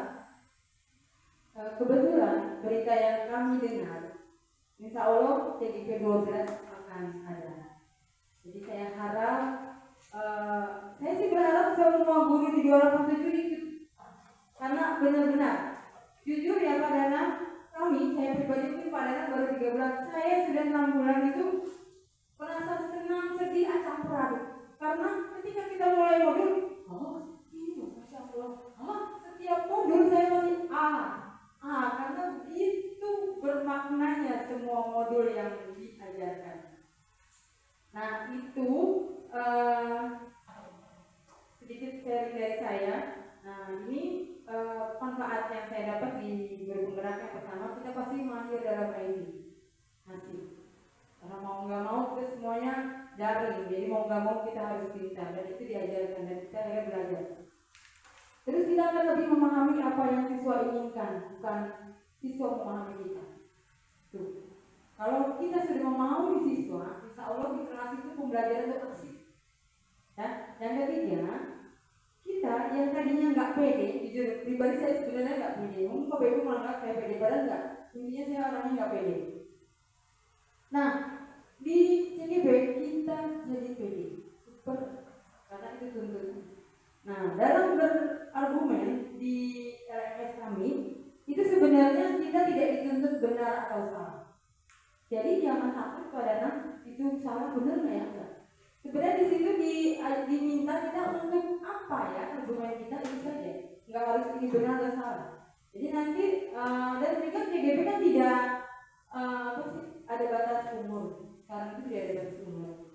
Jadi kalau Bapak Ibu yang ingin masuk atau mencoba, silakan. Kami sangat menyarankan karena luar biasa pengalaman yang kita dapat, bukan hanya untuk siswa, yang penting untuk diri. Itu saja. Mungkin sedikit curhat dari saya atau sharing saya karena saya pernah mengalami yang dirasakan Pak Danang. Nah, untuk lebih jelasnya bagaimana sih Pak Danang bisa memahami atau bagaimana sih kita melakukan segitiga restitusi di kelas atau pada masalah-masalah tertentu di siswa atau diri kita sendiri atau anak kita di rumah. Kita bisa sharing hari ini dengan forum tanya jawab. Mau berapa penanya? Karena waktunya lumayan. Dan setengah 3 kita terikat dengan pasal 15. Ya, 2 orang penanya. Ya, silakan. Ada yang bertanya? Bu Nuri, ada lagi? Bu Hafifah? Agar tidak? Bu Putri? Tidak. Mungkin Bu Putri lebih banyak mengalami masalah di lapangan. Ya dan kami persilakan Bu Nuri. Ya, terima kasih Bu Danang atas kesempatannya. Saya sangat tertarik sekali dengan materi yang Pak Danang sampaikan. Terima kasih Pak Danang atas penyampaian materi ini. Ini sangat bermanfaat untuk kami, terutama untuk saya pribadi. Ya, dari paparan yang tadi saya simak, tentunya untuk menciptakan budaya positif itu kan perlu adanya kolaborasi ya dari seluruh warga masyarakat yang ada di sekolah. Nah, guru itu kan menjadi pusatnya atau sentral dalam menerapkan budaya positif tersebut. Nah, namun terkadang kita menemukan bahwa dari peserta didik kita ataupun guru-guru kita dan seluruh warga masyarakat yang ada di sekolah ini itu berasal dari latar belakang yang berbeda-beda. Nah, dari latar belakang ini tuh tentunya menjadi salah satu rintangan dalam membentuk budaya positif ini. Nah, lalu bagaimana caranya untuk mengatasi rintangan tersebut supaya budaya positif ini tuh dapat berjalan dengan baik dan terus berkesinambungan. Itu saja, terima kasih.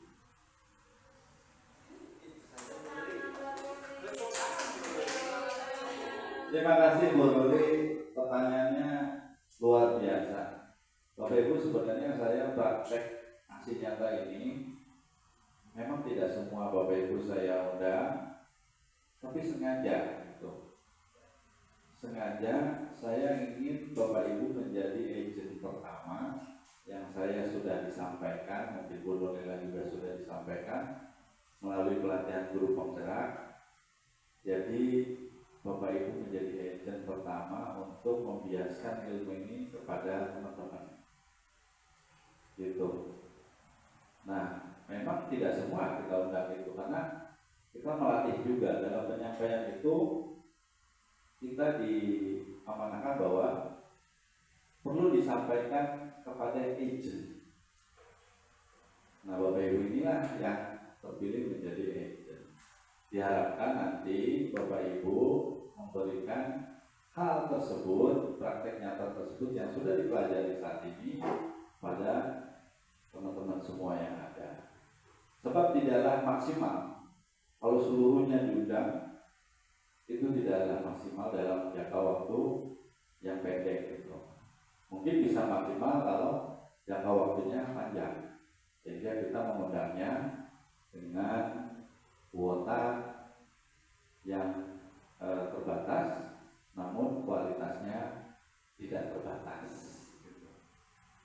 Oke, baik, untuk menjawab pertanyaan dari Bu Rudi dengan latar belakang, tadi ada 5 posisi kontrol Bu Rudi. Coba dilihat ya. Nah, 5 posisi kontrol.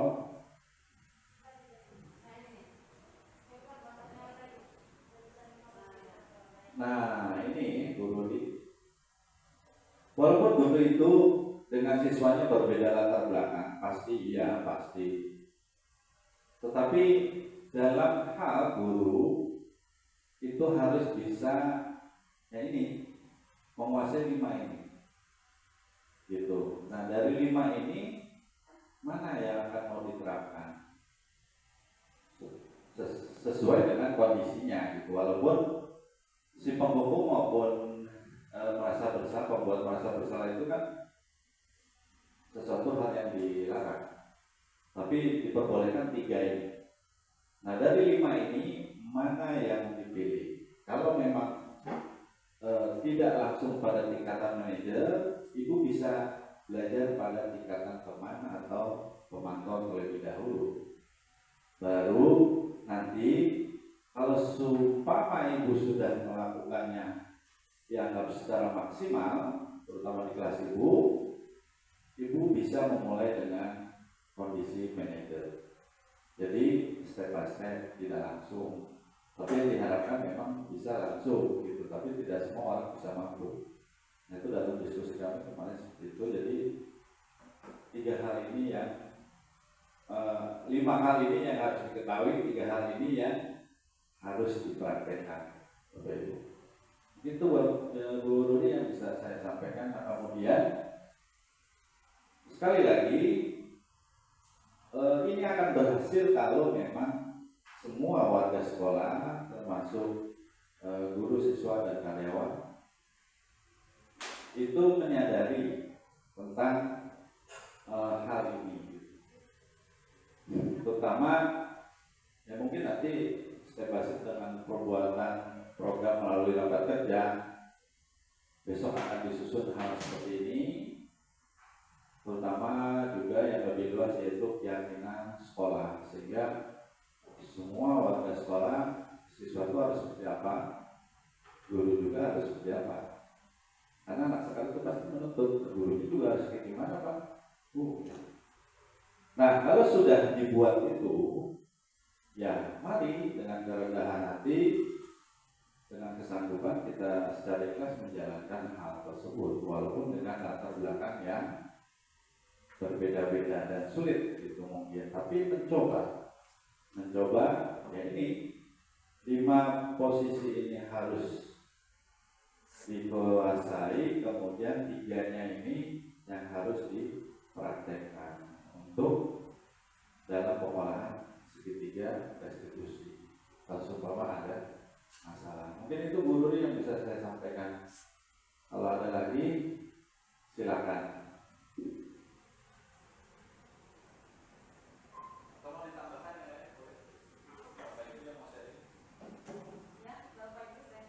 Ada yang mau sharing, menambahkan jawaban dari Pak Dana? Tidak ada? Bu Riri, bagaimana? Mewakili pertanyaannya?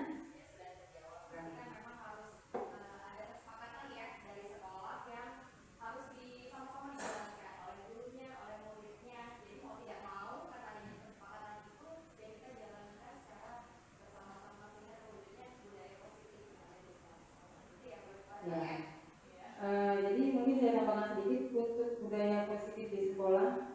Biasanya atau ketika kita sampaikan ke kepala sekolah, wakil staff, agar budaya positif ini ada di sekolah kita, yang bisa sampaikan ke siswa.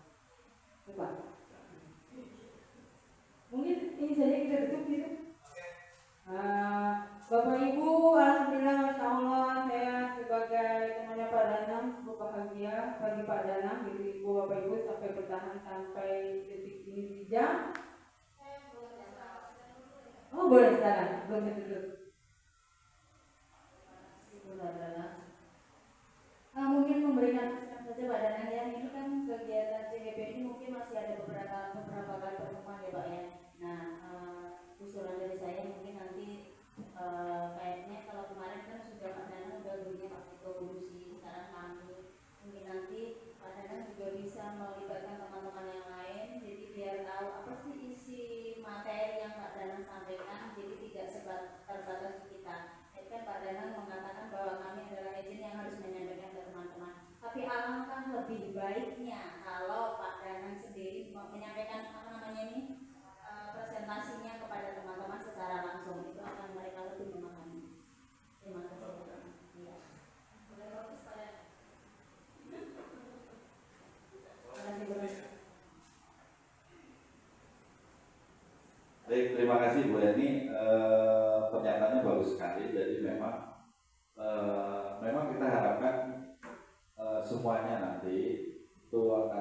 mengetahui hal apa aja yang ada di guru penggerak. Memang itu perlu disampaikan. Nah, kami di sini juga menyampaikannya juga step by step. Jadi kami juga sebagai agen perubahan di sekolah ini diharapkan kami juga ingin mencetak agen juga gitu. Maksudnya kita berestafet memberikan hal seperti itu. Tidaklah mungkin saya hanya sendiri, Bu Nurlela sama Bu Wiko bertiga, apa didukung Bapak Ibu. Jadi cari masa dulu Bapak Ibu, asalnya gitu. Kalau sudah dapat dukungan tentang hal ini, walaupun sekian persen, setidaknya ada tendangan yang lumayan gitu maksudnya untuk menuju perubahan tersebutnya nanti. Insya Allah teman-teman, kalau sudah sedikitnya mengenal dari kita semua, kita ajak itu bersama gitu untuk mengenal materi ini lebih dalam lagi. Mungkin itu Bu Erni, terima kasih banyak masukannya. Bapak Ibu kita sudahi ya karena waktunya sudah cukup. Pak Sumanto masih ada? Kayaknya ini diskusi kita menarik. Terima kasih waktunya. Dari tampilan video yang sudah ditayangkan tadi, barangkali kita bisa melihat nada dari ibu menangani anak yang terlambat tadi. Ada berbagai macam penanganan anak tadi. Manakah yang terbaik? Tentunya barangkali masih ada di antara guru kita sebagai guru itu masih mungkin yang seperti contoh nomor 1, contoh nomor 2, contoh yang keberapa yang lebih baik untuk menangani anak supaya dia benar-benar mengakui kesalahannya dengan dirinya sendiri. Itu tadi saya katakan. Iya, itu tadi kita. Jadi saya agak tertarik dengan nada yang ditampilkan di video tadi dari berbagai macam, dengan ada yang ramah tamah, ada yang keras, ada yang datar-datar saja. Itu agak tertarik. Tentunya itu kan terjadi pada diri kita, ya.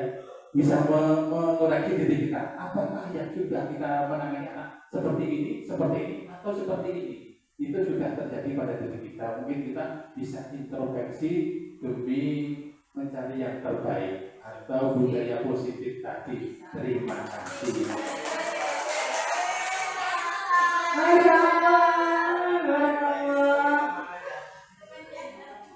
Bapak Ibu yang kami hormati, ya.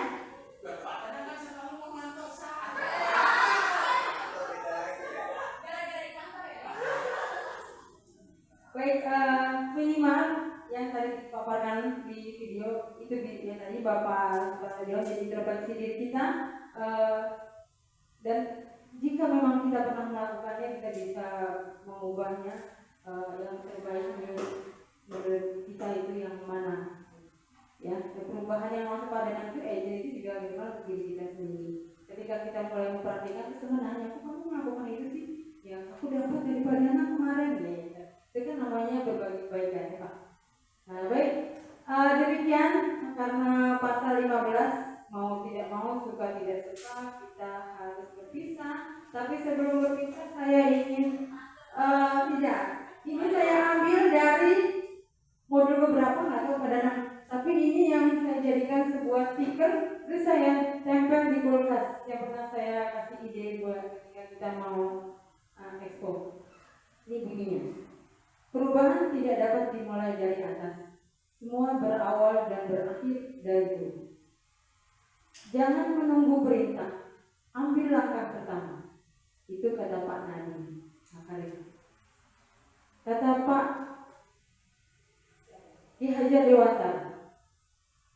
Maksud pengajaran dan pendidikan yang berguna untuk kehidupan bersama adalah memerdekakan manusia sebagai anggota persatuan atau rakyat. Kita beri tepuk tangan untuk ketua idola kita ini, Pak Ki Hajar Dewantara Pak tadi. Itu saja teman-teman, mohon maaf jika saya salah kata dalam memandu acara ini. Kita tutup acara ini dengan hamdalah. Alhamdulillahirabbil alamin. Assalamualaikum warahmatullahi wabarakatuh.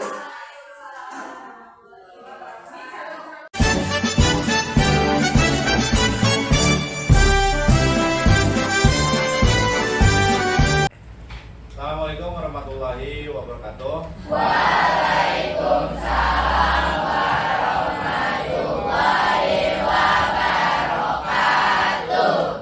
Salam sejahtera dan apa kabar semuanya? Baik, Pak. Ya, baik. Pertemuan kita kali ini, dalam perjumpaan kita kali ini, sebelum memulai pembelajaran besok, kita membuat yang namanya keyakinan kelas.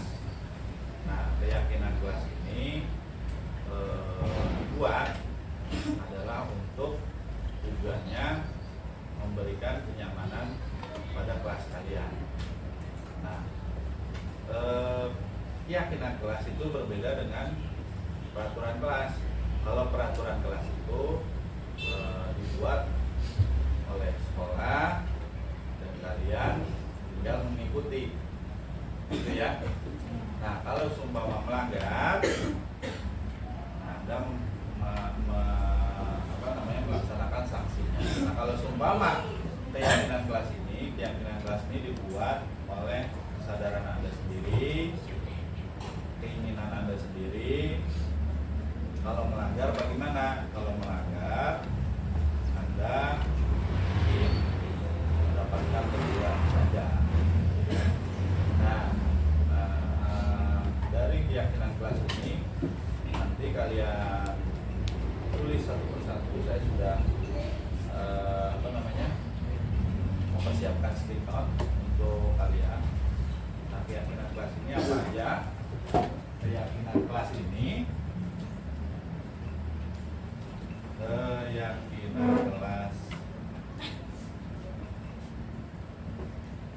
BBM ya. Nah, antara lain, misalkan ya, yang pertama adalah Anda ingin bersih, ya. Anda ingin bersih. Nah, dalam bersih ini Anda mendapatkan kelas yang tidak ada sampah, kemudian tidak ada bau, tidak ada yang mau membuang sampah sembarangan. Semuanya sadar dengan keyakinan masing-masing. Ingin kelas ini bersih, ingin kelas ini tidak ada sampah, ingin kelas ini nyaman, sehingga udaranya enak. Anda juga duduk, kemudian menyaksikan pembelajaran, menikmati pembelajaran dengan nyaman. Nah, kemudian bisa juga keyakinan kelas itu yang kedua adalah aman, ya. Aman. Misalkan ya, nanti tergantung pilihan kalian sendiri. Nah, kemudian nanti kita rangkum jadi satu. Apa sih yang paling banyak Anda inginkan, kan seperti itu. Nah, aman misalkan di kelas ini tidak ada yang fisik selama pembelajaran, ya. Kemudian tidak ada yang melakukan tindak kriminal, bullying atau misalkan mencuri, ya, punya temennya. Nah, itu jadi akhirnya menimbulkan rasa yang aman buat kita semua. Nah, kemudian ada juga misalkan tanggung jawab. Nah, tanggung jawab, keyakinan tanggung jawab, keyakinan kelas tanggung jawab. Nah, keyakinan kelas tanggung jawab ini misalkan apa? Melaksanakan atau mengerjakan tugas tepat waktu, ya, tidak pernah telat. Misalkan guru pelajaran tertentu, ya, menugaskan Anda untuk memberikan latihan soal atau bagaimana. Nah, itu dikumpulkan besok, misalkan hari Selasa atau hari Kamis. Ya, tidak ada satupun yang tidak mengerjakan, semua tepat waktu. Nah, kemudian juga dalam melaksanakan tugas piket. Nah, tugas piket setiap orang ya dilaksanakan, jangan pulang duluan gitu mengandalkan temannya. Nah itu tanggung jawab. Nah, ini contoh ya. Nah kemudian ada lagi yang namanya disiplin ya, disiplin. Nah contoh disiplin itu adalah apabila datang ke sekolah sesuai waktu 06.30 ya, sebelum 06.30 sudah sampai di sekolah ya, tidak ada yang telat. Kemudian pulang juga seperti itu, itu pulang ya langsung pulang ke rumah, jangan main-main dulu yang gak ada tujuannya, kecuali ada tugas-tugas tertentu. Kamu sudah bilang ke orang tua hari ini misalkan mengerjakan tugas mata pelajaran apa, nah itu ya. Jadi orang tua sudah mengetahui, kan enak tuh ya.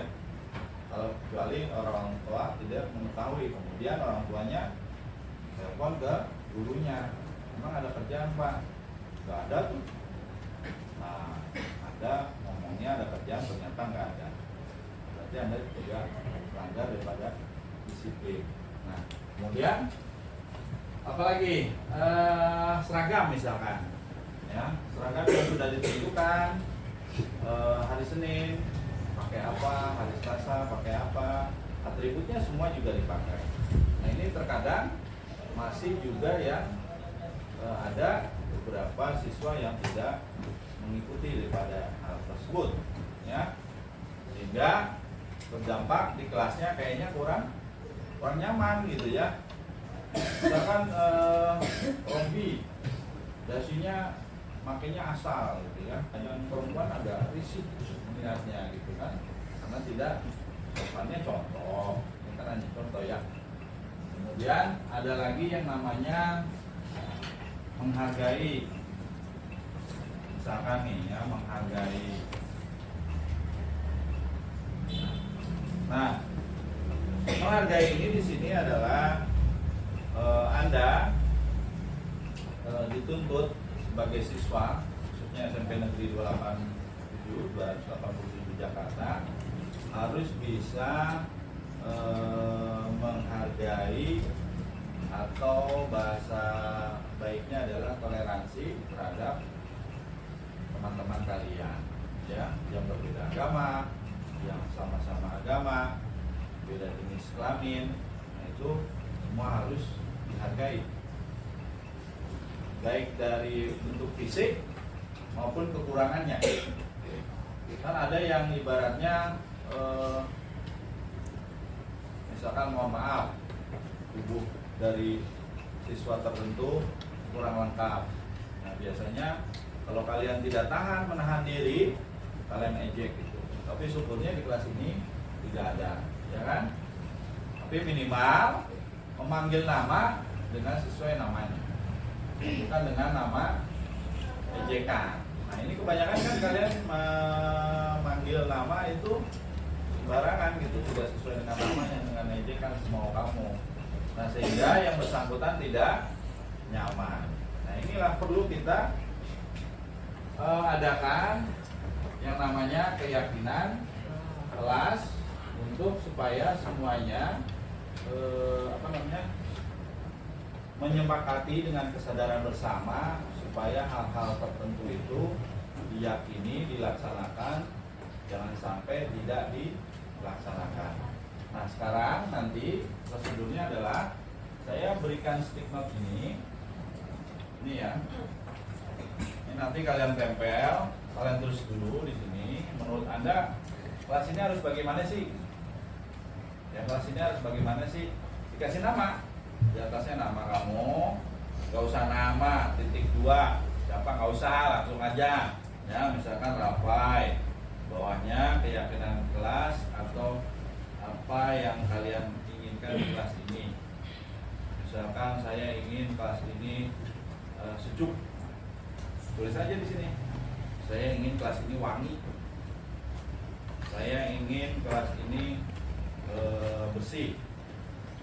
Saya ingin kelas ini aman, nggak ada yang usil. Tulis aja pokoknya di sini ya. Nanti ditempel satu persatu.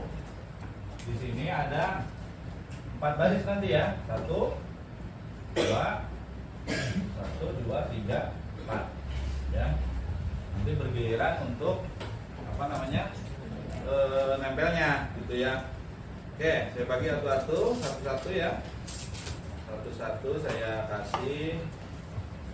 Silakan nanti Anda tulis yang benang kerasnya dengan menggunakan pulpen. Oke ya. Ngambil tulis. Silakan. Silakan sampai Mas.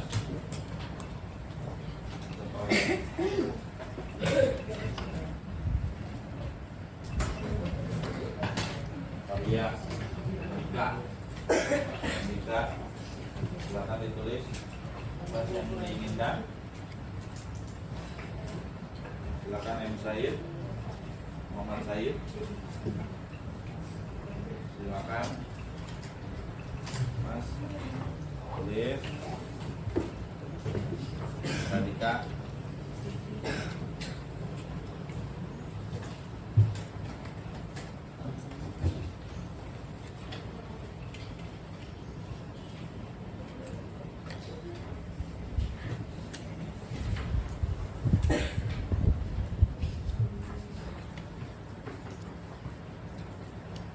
Tulis dengan kalimat positif. Ya. Dengan kalimat yang positif. Gimana kalimat positif? Kalimat positif itu adalah kalimat yang tidak ada kata tidak. Jadi kalimat positif itu tidak boleh ada kata tidak. Ya. Tulis kalimat positif. Saya ingin kelas ini sejuk, pakai AC. Ya, saya ingin kelas ini lengkap. Terserah kan. Gimana maunya kamu? Pokoknya keinginan kamu adalah keyakinan kelas yang harus disepakati. Nanti kita ambil banyaknya dari berbagai kalimat itu.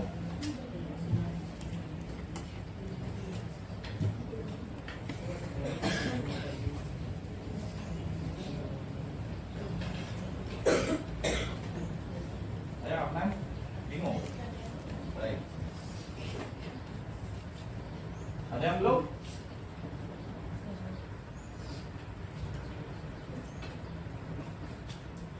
Saya kasih waktu 1 menit.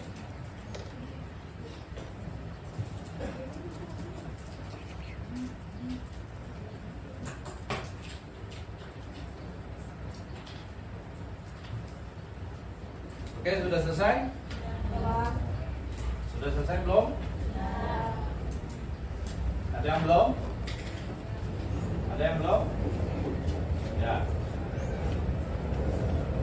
Berarti dimulai dari Tirsa, kemudian Dina, sampingnya lagi, silakan maju ke depan.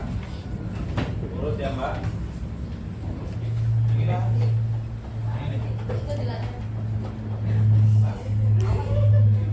Kenapa Rizky?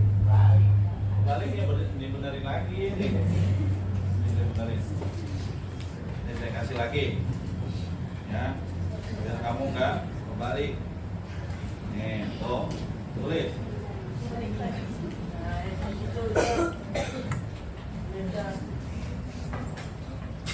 Saya pikir tuh tadi kebalik. Tulisnya kebalik. Dari kanan ke kiri. Afian ingin kelas ini teratur. Oke, bersih. Hafiz, kelas ini bersih. Robi, kelas ini apa nih, Bi? Mengerjakan Tulisannya bagus banget nih, Bi. jangan mengerjakan tugas. Oh gitu. Oke, Rere, saya ingin kelas ini tertib dan kompak. Oke, Rizky, keyakinan kelas 7F, saya ingin kelas ini bersih, wangi. Kelas Satrio, keyakinannya adalah ingin kelas ini menjadi bersih dan Wangi. Kalau Wahyu apa yuk? Nambah kipas angin. Oke. Ya baik. Dari kesimpulan ini, ada yang bisa menyimpulkan? Rafael, rata-rata banyak apa? Besi. Ya. Berarti masuk dalam kebersihan ya? Ya, kebersihan. Nah, kemudian kebersihan ya. Kebersihan. Kemudian aman. Keamanan ya. Keamanan. Saya ingin keyakinan kelas yang pertama tujuannya pada kebersihan, keamanan, kemudian tanggung jawab. Tadi ya? Tanggung jawab, oke. Tanggung jawab. Ini nanti dirangkum oleh sekretaris, dibuat di sebelah sini aja nih. Sebelah sini bisa nih, ya. Keyakinan kelas 7. Bikin karton yang kecil, terus dihias gitu ya. Nah itu poin-poinnya ada. Kemudian disiplin tadi udah ya. Disiplin masuk, kemudian menghargai tadi. Oke, mungkin poin ini masuk dalam kategori keyakinan kelas. Termasuk tidak boleh makan di kelas. Tidak boleh makan di kelas. Itu juga tadi ada ya temanmu siapa nih tadi? Di Ajil apa ya? Oh iya Ajil. Berarti kalau tidak boleh makan di kelas itu masuk dalam tanggung jawab. Tanggung jawab atau apa? Tanggung jawab ya. Tanggung jawab diri sendiri. Bisa juga atau ditulis tidak boleh makan di kelas bisa. Tambahin di sini. Tambahin atau masuk dalam tanggung jawab? Atau disiplin? Disiplin ya. Oke. Bisa ya disepakati ini? Bisa. Nah, nanti sekretaris kelas merangkum daripada keyakinan kelas ini dipasang di sebelah sana atau sebelah sini, ya, ditempelkan di dinding supaya menjadi acuan bersama untuk disepakati agar kalian melaksanakan benar-benar, gitu ya. Nah, Bapak ucapkan terima kasih banyak karena keyakinan kelas ini memang harus diadakan supaya sebelum menginjak semester selanjutnya, ya, maksudnya pembelajaran di semester ini dan pembelajaran di semester yang akan datang, itu maksudnya, maaf kalau kata saya salah, bisa dijalankan dengan kesadaran bersama. Oke ya, terima kasih banyak. Kurang lebihnya mohon maaf. Assalamualaikum warahmatullahi wabarakatuh. Waalaikumsalam warahmatullahi wabarakatuh.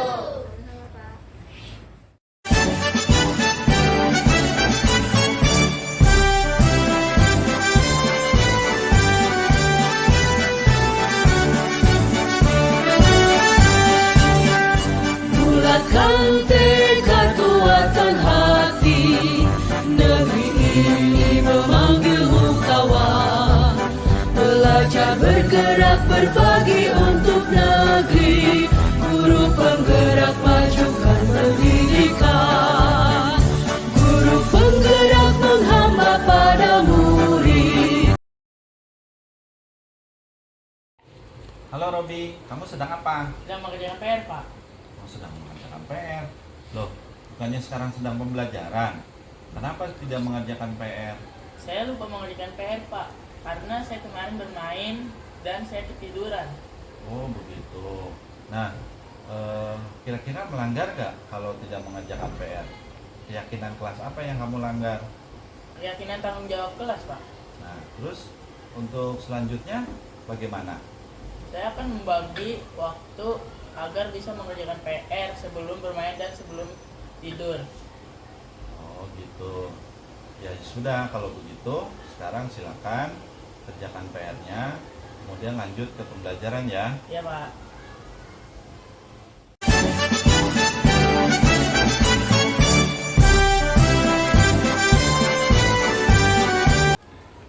Nabila, apa kabar? Baik Pak. Kamu tahu nggak kira-kira saya panggil kemari? Tahu Pak, gara-gara saya makan di kelas. Kenapa kamu makan di kelas? Karena saya lapar Pak, saya tidak sempat sarapan di rumah karena takut terlambat. Oh, kalau begitu, kira-kira kamu melanggar tidak? Melanggar Pak. Keyakinan kelas apa yang kamu langgar? Keyakinan kelas untuk tidak makan saat jam pelajaran Pak. Nah, terus bagaimana untuk memperbaikinya? Saya akan tidur lebih awal, lalu bangun lebih awal agar bisa sarapan sebelum sekolah Pak. Oh begitu. Terus kapan kira-kira kamu tidak akan mengulanginya? Mulai besok Pak. Oh baiklah. Jadi mulai besok kamu akan menjadi orang yang disiplin, tidak lagi melanggar keyakinan kelas dengan makan di kelas ya. Baik Pak. Terima kasih Nabila. Iya Pak. Silakan kembali. Pak. Assalamualaikum warahmatullahi wabarakatuh. Nama saya Robi Muhammad Abror, kelas 7F. Saya dari siswa SMPN 287 Jakarta. Alhamdulillah, hari ini saya senang ditegur oleh kelas saya, yaitu Pak Danang. Namun saya tidak dimarahi, karena saya mengerjakan PR di sekolah. Untuk kedepannya, saya akan lebih disiplin untuk mengerjakan PR pada tepat waktu. Dan untuk selanjutnya, saya tidak akan melanggar keyakinan kelas untuk tidak akan mengerjakan PR di kelas. Terima kasih untuk Pak Danang karena sudah mengingatkan saya untuk lebih disiplin dalam mengerjakan PR. Sekian dari saya. Wassalamualaikum warahmatullahi wabarakatuh. Assalamualaikum warahmatullahi wabarakatuh. Nama saya Nabila Syifa Ramadhani dari kelas 7F. Saya siswi SMPN 287. Hari ini saya senang ditegur oleh wali kelas saya yaitu Pak Danang. Namun saya tidak dimarahi karena saya melanggar keyakinan kelas untuk tidak makan di kelas. Untuk kedepannya saya akan lebih disiplin untuk makan terlebih dahulu sebelum berangkat ke sekolah. Terima kasih Pak Danang karena sudah mengingatkan saya untuk tidak lagi melanggar keyakinan kelas. Wassalamualaikum warahmatullahi wabarakatuh.